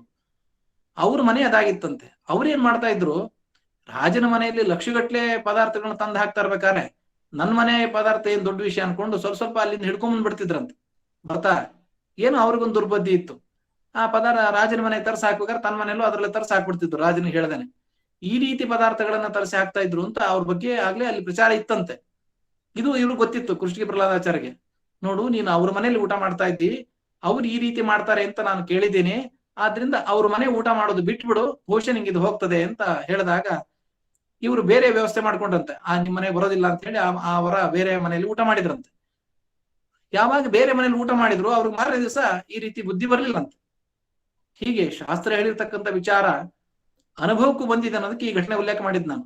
ಈ ರೀತಿ ದುಷ್ಟವಾದ ಆಹಾರವನ್ನ ತಿಂದಾಗ ದುರ್ಬುದ್ಧಿ ಬರ್ತದೆ, ಒಳ್ಳೆ ಆಹಾರ ತಿಂದಾಗ ಒಳ್ಳೆ ಬುದ್ಧಿ ಬರುತ್ತೆ ಅನ್ನೋದಕ್ಕೆ ಶಾಸ್ತ್ರ ಹೇಳಿದೆ, ಶಾಸ್ತ್ರ ನಿದರ್ಶನ ಇದೆ. ಹಾಗೆ ನಮ್ಮಲ್ಲೂ ಕೂಡ ವಿಚಾರ ಮಾಡ್ಕೊಂಡ್ರೆ ಇವತ್ತು ಕತೆ ಕೇಳಿದೀವಲ್ಲ, ಇನ್ಮೇಲೆ ನಾವು ಸ್ವಲ್ಪ ಆಲೋಚನೆ ಮಾಡಿದ್ರೆ ನಮ್ಗೆ ಯಾವಾಗ ಕೆಟ್ಟ ಬುದ್ಧಿ ಬಂದಿದೆ ಅವಾಗ ಆಲೋಚನೆ ಮಾಡ್ಬೇಕು, ಹಿಂದಿನ ದಿವಸ ನಾವೇನ್ ಆಹಾರ ತಿಂದಿದ್ದೀವಿ ಏನು ಅಂತ ಹೇಳಿ. ಈ ರೀತಿ ಆಲೋಚನೆ ಮಾಡಿದಾಗ ಒಂದ್ ದಿವಸ ಏನೋ ಭಾರಿ ಭಕ್ತಿ ಬಂದ್ಬಿಡುತ್ತೆ, ದೇವ್ರ ಕತೆ ಕೇಳ್ಬೇಕು ಹಾಗೆ ಹೀಗೆ ಅಂತಂದು. ಇನ್ನೊಂದ್ ದಿವಸ ಬರೋದಿಲ್ಲ, ನಿರಾಸಕ್ತಿ ಬರುತ್ತೆ. ಯಾಕೆ ಬರುತ್ತೆ ಅಂದಾಗ ತಿಂದ ಆಹಾರವು ಕೂಡ ನಮ್ಮ ಮೇಲೆ ಪರಿಣಾಮ ಬಿದ್ದಿರ್ತದೆ. ಒಂದೇ ಬೀಳೋದಲ್ಲ, ಯಾವತ್ತು ಯಾವುದೇ ಶಾಸ್ತ್ರೀಯ ಕೆಲಸ ಆಗ್ಲಿ ಅಥವಾ ನಮ್ಮ ಜೀವನದಲ್ಲಿ ನಡಿಬೇಕು ಅಂತಂದ್ರೆ ಪೂರ್ವ ಕರ್ಮ, ನಮ್ಮ ಯೋಗ್ಯತೆ, ಅದಕ್ಕೆಲ್ಲ ಅನುಗುಣವಾದಂತಹ ವ್ಯವಸ್ಥೆ ಆಗ್ತಕ್ಕಂಥದ್ದು. ಬರೀ ಆಹಾರ ಒಂದು ವ್ಯತ್ಯಾಸ ಆದ್ರಿಂದ ನಾವು ಈ ತರ ತಪ್ಪು ನಡೀತು ಅಂತ ಹೇಳಿಕ್ ಬರೋದಿಲ್ಲ. ಆದ್ರೆ ಆಹಾರವು ಒಂದು ಕೂಡ ಕಾರಣ ಆಗಿರುತ್ತೆ. ಆದ್ರಿಂದ ಒಂದೊಂದು ಕೂಡ ನಾವು ದೋಷವನ್ನ ಬಿಟ್ಕೊಂಡು ಬಂದಾಗೆ ನಮಗೆ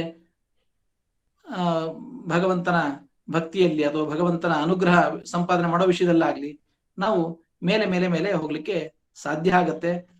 ಹೀಗಾಗಿ ಇವತ್ತು ನನಗೆ ಕ್ಲುಪ್ತವಾದ ಸಮಯದಲ್ಲಿ ಯಥಾಕಥಂಚಿತ್ ತಿಳಿಸಿದ್ದೇನೆ. ಕೊನೆಗೆ ಇಷ್ಟು ನಾವು ಆಲೋಚನೆ ಮಾಡಬಹುದು, ಹೌದು ನೀವು ಇಷ್ಟೆಲ್ಲ ಹೇಳಿದ್ರಿ, ಯಾರೋ ಕೆಲವೊಬ್ರು ಅನುಕೂಲ ಇದ್ದವ್ರು ಮಾಡ್ಬೋದು, ಎಲ್ಲರಿಗೂ ಮಾಡ್ಲಿಕ್ಕೆ ಸಾಧ್ಯನಾ? ಮತ್ ಇದು ಕೂಡ ಪುರಾಣ ಹೇಳೋದು ಮತ್ತೆ ನಾವು ಬೇರೆನೆ ಮಾಡೋದಾಗತ್ತಲ್ಲ, ನಾವೇನ್ ಮಾಡ್ಬೋದು ಅಂತ ಒಂದು ಆಲೋಚನೆ ಬಂದ್ರೆ ನಾನು ಅನ್ಕೊಳ್ತೀನಿ, ಆದಷ್ಟು ಶುದ್ಧವಾದ ಕ್ರಮದಲ್ಲಿ ಶುದ್ಧವಾಗಿ ಬದುಕಲಿಕ್ಕೆ ಪ್ರಯತ್ನ ಮಾಡಿ ನಾವು ಒಂದೊಂದೇ ಮೆಟ್ಲ ಮೇಲೆ ಹತ್ಬೇಕು. ಹತ್ಲಿಕ್ಕಾಗದೆ ಇದ್ರೆ ಇರೋ ವ್ಯವಸ್ಥೆನ ಸ್ವಲ್ಪ ಬದಲಾವಣೆ ಮಾಡ್ಕೊಂಡ್ ಬರ್ತಾ ಇರ್ಬೇಕು. ಶುದ್ಧವಾದ ಆಹಾರ ತಿಂತಾ ಇಲ್ಲ, ನಿಷಿದ್ಧವಾದ ಪದಾರ್ಥ ತಿಂತಾ ಇದ್ದೀವಿ ಅಂತ ಅನಿಸಿದ್ರೆ ಇವತ್ತಿಂದ ಆ ಒಂದೊಂದೇ ಪದಾರ್ಥವನ್ನು ಬಿಡ್ಲಿಕ್ಕೆ ಪ್ರಯತ್ನ ಪಡ್ಬೇಕು. ನಾವೇನು ಕೋಸು, ಟೊಮೊಟೊ ಮುಂತಾದ ಯಾವುದೇ ಪದಾರ್ಥ ನಾವು ತಿಂತಾ ಇದ್ದೀವಿ ಅಂತಂದ್ರೆ ಅಂತ ಪದಾರ್ಥಗಳು ತರೋದು ಬೇಡಪ್ಪ. ಅಷ್ಟೇ, ಎಷ್ಟೊಂದು ಸ್ವಲ್ಪ ಮುಪ್ಯಸ್ಯ ಧರ್ಮಸ್ಯ ತ್ರಾಯತೆ ಮಹತೋ ಭಯಾತ್ ಅಂತ ಹೇಳಿದಂಗೆ ಸ್ವಲ್ಪ ನಾವು ಮಾಡ್ತಾ ಇರ್ಬೇಕು. ಇನ್ನೊಂದ್ ಕಡೆ ಮಹಾಭಾರತದಲ್ಲಿ ಹೇಳ್ತಾರೆ, ಧರ್ಮವನ್ನ ಹೆಂಗ್ ಸಂಪಾದನೆ ಮಾಡ್ಬೇಕು ಅಂದ್ರೆ ಹುತ್ತದ ಹುಳು ಹುತ್ತವನ್ನ ಹೆಂಗ್ ಕಟ್ಟತ್ತೋ ಆ ರೀತಿ ಅದೆಷ್ಟು ಮಾಡತ್ತು, ಒಂದೊಂದೇ ಕಣ ತಂದಿಟ್ಟು ಕೊನೆ ದೊಡ್ಡ ಹುತ್ತ ಕಟ್ಟತ್ತಲ್ಲ, ಹಾಗೆ ಧರ್ಮವನ್ನು ಕೂಡ ಅದೇ ರೀತಿ ಸಂಪಾದನೆ ಮಾಡ್ಬೇಕು ಅಂತ. ಹಾಗೆ ನಾವು ನಿಷಿದ್ಧ ಪದಾರ್ಥವನ್ನ ತಿನ್ನೋದು ಬಿಡಬೇಕು. ಅಥವಾ ನಾವು ಸರಿಯಾದ ಕ್ರಮದ ಯಾರ್ಯಾರ್ದೋ ಕೈಯಲ್ಲಿ ತಿಂತಾ ಇದ್ದೀವಿ, ಹೊರಗಡೆ ತಿಂತಾ ಇದ್ದೀವಿ ಅಂದ್ರೆ ಹೊರಗಡೆ ತಿನ್ನೋದು ಬಿಡ್ಬೇಕು. ಏಕಾದಶಿ ತಿಂತಾ ಇದ್ದೀವಿ ಅಂತಂದ್ರೆ ಏಕಾದಶಿ ಉಪವಾಸ ಮಾಡಿದ್ರೆ ಶ್ರೇಷ್ಠ. ಆಗ್ಲಿಲ್ಲ ಅಂತಂದ್ರೆ ಉಪ್ಪು ಖಾರ ಆಗದೆ ಇರತಕ್ಕಂತಹ ಹಣ್ಣು ಹಂಪಲು ಅಂತವುಗಳನ್ನ ಸ್ವಲ್ಪ ಮಾತ್ರ ತಗೊಂಡು ಏಕಾದಶಿ ಆಹಾರ ನಿಯಮವನ್ನ ಪಾಲನೆ ಮಾಡ್ಬೇಕು. ಇಲ್ಲ ನಾವು ಶುದ್ಧವಾದ ಇದ್ರ ಮಾಡ್ಲಿಕ್ಕೆ ಆಗ್ತಾ ಇಲ್ಲ ಅಂದ್ರೆ ಮಾಡೋ ತಪ್ಪು ಅಂತ ತಿಳಿದಿದ್ದು ಒಂದು ಸ್ಟ್ಯಾಂಡೋ ಮುಂತಾದವುಗಳನ್ನ ಇಟ್ಕೊಂಡು ಆ ಅಡಿಗೆಯನ್ನ ಮಾಡಿ ಆ ಅಡಿಗೆಯನ್ನ ನೈವೇದ್ಯ ಮಾಡ್ಲಿಕ್ಕೆ ಬರೋದಿಲ್ಲ, ಆದ್ರಿಂದ ತೀರ್ಥವನ್ನ ಹಾಕಿ ಸ್ವಾಮಿ ನಿನ್ನ ಪಾದೋದಕ ಅರ್ಪಣೆ ಆಗಿದ್ದು, ಆದ್ರಿಂದ ಎಷ್ಟೋ ನನಗೆ ಒಂದು ದುರ್ಬುದ್ಧಿಯನ್ನು ಹೋಗಿಸಿ ಒಳ್ಳೆ ರೀತಿಯಿಂದ ತಿನ್ಲಿಕ್ಕೆ ಬೇಕಾದ ವ್ಯವಸ್ಥೆಯನ್ನು ಮಾಡು ಅಂತ ಕೇಳ್ತಕ್ಕಂತಹ ವ್ಯವಸ್ಥೆಯನ್ನು ಮಾಡ್ಕೊಳ್ಬೇಕು. ಆಗಾಗ ಯಾಕೆ ಶ್ರೋತ್ರಿಯಸ್ಯ ಅನ್ನಂ ಅಂತ ಹೇಳ್ದಂಗೆ ಆಗಾಗ ದೊಡ್ಡವರ ನೈವೇದ್ಯಾದಿಗಳನ್ನ ಸ್ವೀಕಾರ ಮಾಡಬೇಕು. ಹೀಗೆ ಸ್ವಲ್ಪ ನಮ್ಮಲ್ಲಿ ಪರಿವರ್ತನೆ ತಗೊಂಡ್ಬಂದ್ರೆ ಬೇಕಾದಷ್ಟು ಮಾಡ್ಲಿಕ್ಕಾಗತ್ತೆ. ಪ್ರಧಾನವಾಗಿ ಹೊರಗಡೆ ಪದಾರ್ಥ ತಿನ್ನೋದು ಬಿಡಬೇಕು, ನಿಷಿದ್ಧವಾದ ಪದಾರ್ಥವನ್ನು ತಿನ್ನೋದು ಬಿಡಬೇಕು. ಅದಾದ್ಮೇಲೆ ನಮ್ಮಲ್ಲೇ ಇವತ್ತು ನಾವು ಅಂಗಿ ಪ್ಯಾಂಟ್ ಹಾಕೊಂಡು ತಿಂತಾ ಇದೀವಿ ಅಂದ್ರೆ ನಾಳೆಯಿಂದ ಪಂಚೆ ಉಟ್ಕೊಂಡು ತಿನ್ನೋಣ ಅಂತ ಆಲೋಚನೆ ಮಾಡ್ಬೇಕು. ಪಂಚೆ ಉಟ್ಕೊಂಡು ತಿಂತಾ ಇದ್ದೀವಿ ಅಂತಂದ್ರೆ ಮೊಗಟ ಉಟ್ಕೊಂಡು ಊಟ ಮಾಡೋಣ ಅಂತ ಆಲೋಚನೆ ಮಾಡ್ಬೇಕು. ಮೊಗಟ ಉಟ್ಕೊಂಡಿದ್ದೀವಿ ಅಂತಂದ್ರೆ ಮಡಿ ಹಾಕೊಳ್ಳೋಣ ಅಂತ ಆಲೋಚನೆ ಮಾಡ್ಬೇಕು. ಹೀಗೆ ಒಂದೊಂದೇ ಮೆಟ್ಟಲನ್ನ ನಾವು ಹತ್ಕೊಂಡ್ ಬರ್ತಾ ಇದ್ರೆ ಶಾಸ್ತ್ರದಲ್ಲಿ ನಾವು ಮುನ್ನುಗ್ಗಬಹುದು ಅಂತ ವಿಚಾರ ತಿಳಿಸ್ತಾ ಈ ರೀತಿಯಾದ ಆಹಾರದ ನಿಯಮಗಳನ್ನ ಪರಿಪಾಲನೆ ಮಾಡ್ಲಿಕ್ಕೆ ಭಗವಂತ ನಮ್ಮೆಲ್ಲರಿಗೂ ಕೂಡ ವಿಶೇಷವಾದ ಸಹಕಾರ ಅನುಗ್ರಹ ಮಾಡ್ಲಿ ಅಂತ ಪ್ರಾರ್ಥನೆ ಮಾಡ್ತಾ ನನ್ನ ಎರಡು ಮಾತನ್ನ ಶ್ರೀಹರಿಯಲ್ಲಿ ಕೃಷ್ಣಾರ್ಪಣ ಅಂತ ಹೇಳ್ತಾರೆ.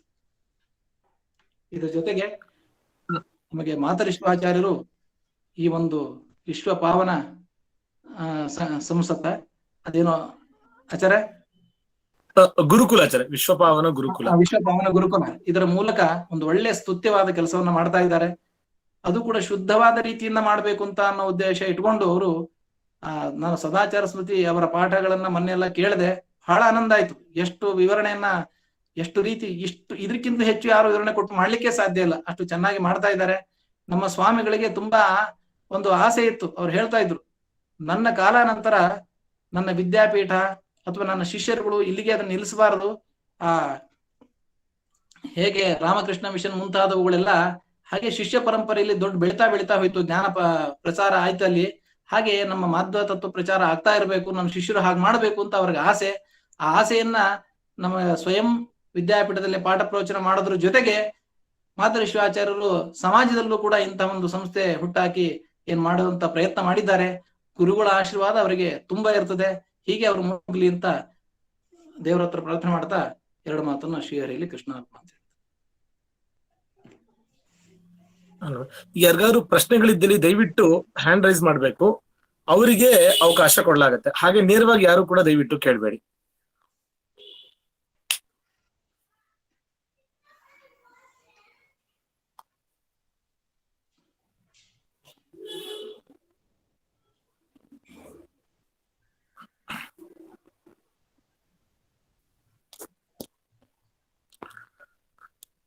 ಪ್ರಾಯ ಆಚಾರ್ಯರ ಉಪನ್ಯಾಸ ಅಷ್ಟು ಚೆನ್ನಾಗಿತ್ತು.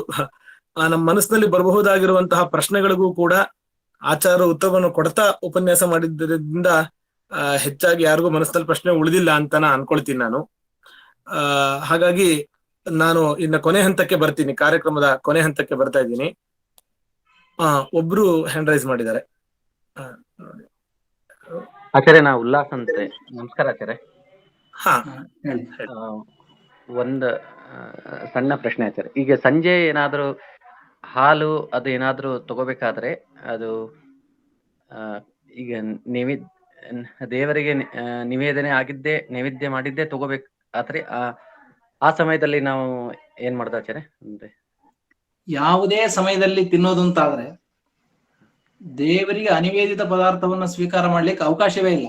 ನೀರಾಗ್ಲಿ ಹಾಲಾಗ್ಲಿ ನೀವು ಕನಿಷ್ಠ ಪಕ್ಷ ಉಳಿದ ನಿಯಮಗಳನ್ನ ಪಾಲನೆ ಮಾಡ್ಲಿಕ್ಕೆ ಆಗ್ಲೇ ಇಲ್ಲಪ್ಪ ಅಂತ ಪರಿಸ್ಥಿತಿಲಿ ನಾವ್ ಇದ್ದೀವಿ, ಹೊರಗಡೆ ಎಲ್ಲೋ ಇದ್ದೀವಿ. ಆದ್ರೆ ದೇಹದ ಅನಿವಾರ್ಯತೆ ಇದೆ ಅನ್ನೋ ಪ್ರಸಂಗದಲ್ಲಿ ನಾವು ಕೈಯಲ್ಲಿ ಇಟ್ಟಿರ್ತಕ್ಕಂಥ ಪದಾರ್ಥವನ್ನೇ ಭಗವಂತ ಇದು ನೀನು ಕೊಟ್ಟಿದ್ದು, ಇದ್ರೊಳಗೆ ನೀನು ಇದ್ದು ನನ್ನ ದೇಹವನ್ನು ಪುಷ್ಟಿ ಮಾಡ್ತಿ ಅಂತ ಚಿಂತನೆ ಮಾಡ್ತಾ ಪ್ರಾರ್ಥನೆ ಮಾಡ್ತಾ ಸ್ವೀಕಾರ ಮಾಡ್ಬೇಕು. ಅಂತೂ ದೇವರ ನೈವೇದ್ಯ ಇಲ್ಲದೆ ಯಾವ್ದು ಸ್ವೀಕಾರ ಮಾಡ್ಲಿಕ್ಕೆ ಬರೋದಿಲ್ಲ, ಮಾಡ್ಲೇಬೇಕು. ಸರಿ ಸರಿ. ಕ್ರಮ ಸ್ವಲ್ಪ ವ್ಯತ್ಯಾಸ ಆದಾಗ ದೇವರ ಹತ್ರ ಕ್ಷಮೆ ಕೇಳ್ತಾ ದೇವರನ್ನ ಪ್ರಾರ್ಥನೆ ಮಾಡ್ಬೇಕಷ್ಟೆ. ಸರಿ, ಆಗ್ಲಿ ಸರಿ. ಪವನ್ ಅವರು ಪ್ರಶ್ನೆ ಕೇಳಿ. ನಮಸ್ಕಾರ ಆಚಾರ್ಯ. ಈಗ ಅನಿವಾರ್ಯ ಪ್ರಸಂಗಗಳಲ್ಲಿ ಈಗ ನಾವು ಕೆಲಸದ ನಿಮಿತ್ತ ಬೇರೆ ಊರಿಗೆ ಹೋಗಿರ್ತೀವಿ, ಅಲ್ಲಿ ಮಠ ಇರಂಗಿಲ್ಲ, ಯಾರು ಬ್ರಾಹ್ಮಣರ ಮನಿ ಸಿಗಂಗಿಲ್ಲ, ನಮ್ಗೆ ನೀರ್ ಕೊಡ್ಲಿಕ್ಕೂ ಅವಕಾಶ ಇರ್ಲಾರ್ದಂತ ಪ್ರಸಂಗಗಳಲ್ಲಿ ಏನ್ ಮಾಡ್ಬೇಕು? ಈಗ ಶಾಸ್ತ್ರೀಯ ನಿಯಮಗಳು ಏನು ಅಂತ ನಾವು ಹೇಳಿದ್ದೀವಿ. ಈ ನಿಯಮಗಳನ್ನ ಮೀರಿದರೆ ಅದರಿಂದ ಆಗ್ತಕ್ಕಂಥ ಅನರ್ಥ ಆಗ್ತದೆ. ಆ ಒಂದು ವ್ಯವಸ್ಥೆಯಲ್ಲಿ ನೀವೇನು ಮಾಡ್ಕೊಳ್ಬಹುದು ಅದನ್ನ ಆವತ್ತಿನ ಕಾಲದಲ್ಲಿ ನಿಮ್ಮ ಬುದ್ಧಿ ಏನು ತೋಚುತ್ತದೆ ಅದನ್ನ ಮಾಡ್ಕೊಳ್ಬೇಕು. ಒಂದ್ ವೇಳೆ ಶಾಸ್ತ್ರ ಮೀರಿದ ಪಕ್ಷದಲ್ಲಿ ಬಂದು ಪ್ರಾಯಶ್ಚಿತ್ತ ಮಾಡ್ಕೊಳ್ಬೇಕಷ್ಟೆ. ಅಂದ್ರೆ ನಾನು ನೇರವಾಗಿ ಹೇಳೋದು ಅಂತಾದ್ರೆ ಅಂತ ಪ್ರಸಂಗವನ್ನ ತರ್ಕೊಳ್ಳದ ರೀತಿಯಿಂದ ಏನಾದ್ರೂ ವ್ಯವಸ್ಥೆ ಮಾಡಬಹುದು. ನಾನು ಅನೇಕ ಜನ ನನ್ನ ಶಿಷ್ಯರು ಮುಂತಾದವ್ರನ್ನ ನೋಡಿದ್ದೀನಿ, ಮನೆಯಿಂದ ಪದಾರ್ಥ ಮಾಡ್ಕೊಂಡು ಹೋಗಿ ಅಲ್ಲಿಗೆ ತಗೊಂಡೋಗಿ, ಅಂದ್ರೆ ಯಾವ್ದೋ ಊರಿಗೆ ಹೋಗಿರ್ತೀವಿ ಒಂದ್ ಕೆಲಸ ನಿಮಿತ್ತ, ಒಂದ್ ವಾರಕ್ಕೆ ಬೇಕಾದಂತ ಚಪಾತಿ ಮುಂತಾದ ಕೆಲವೊಂದು ಪದಾರ್ಥಗಳನ್ನ ಮನೆಯಿಂದಲೇ ಮಾಡ್ಕೊಂಡು ಹೋಗ್ತಾರೆ. ಹೋಗಿ ಅಲ್ಲಿ ಸ್ವೀಕಾರ ಮಾಡ್ಕೊಂಡು ಬರ್ತಾರೆ. ಏನೇ ಕಾರಣಕ್ಕೂ ನಾವು ಹೊರಗಡೆ ತಿನ್ನಬಾರದು. ತಿಂದ್ರೆ ಭಗವಂತ ಪ್ರೀತನಾಗಲ್ಲ.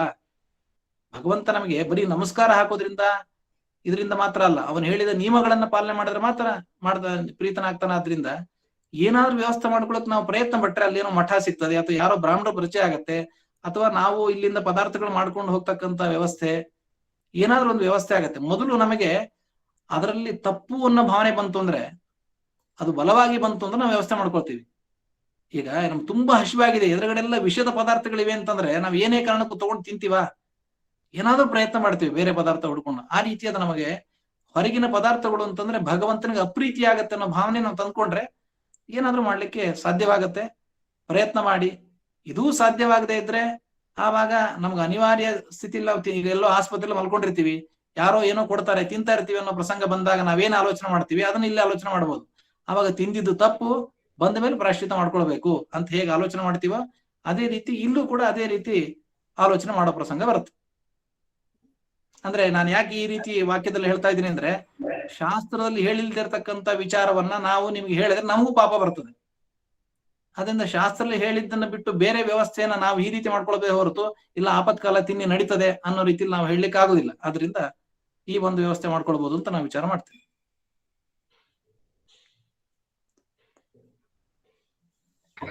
ನಮಸ್ಕಾರ ಆಚಾರ್ಯ. ಒಳ್ಳೇದಾಗ.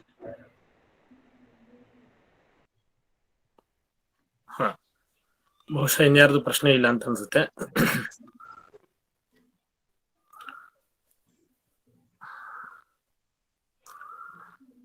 ವೇದನಾಥ ಪ್ರಶ್ನೆ ಕೇಳ್ಬೋದು. ಕೇಳಪ್ಪ.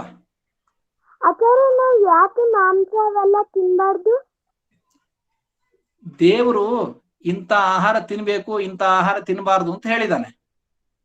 ಅದರಲ್ಲಿ ಬ್ರಾಹ್ಮಣರಾದವರು ಮದ್ಯ ಮಾಂಸ ಇವುಗಳನ್ನ ತಿನ್ನಬಾರದು ಅಂತ ಹೇಳಿದಾನೆ ಪುರಾಣಗಳಲ್ಲಿ, ವೇದಗಳಲ್ಲಿ. ಆದ್ರಿಂದ ನಾವು ಮಾಂಸ ಮದ್ಯ ತಿನ್ನಬಾರದು, ಕುಡಿಬಾರದು.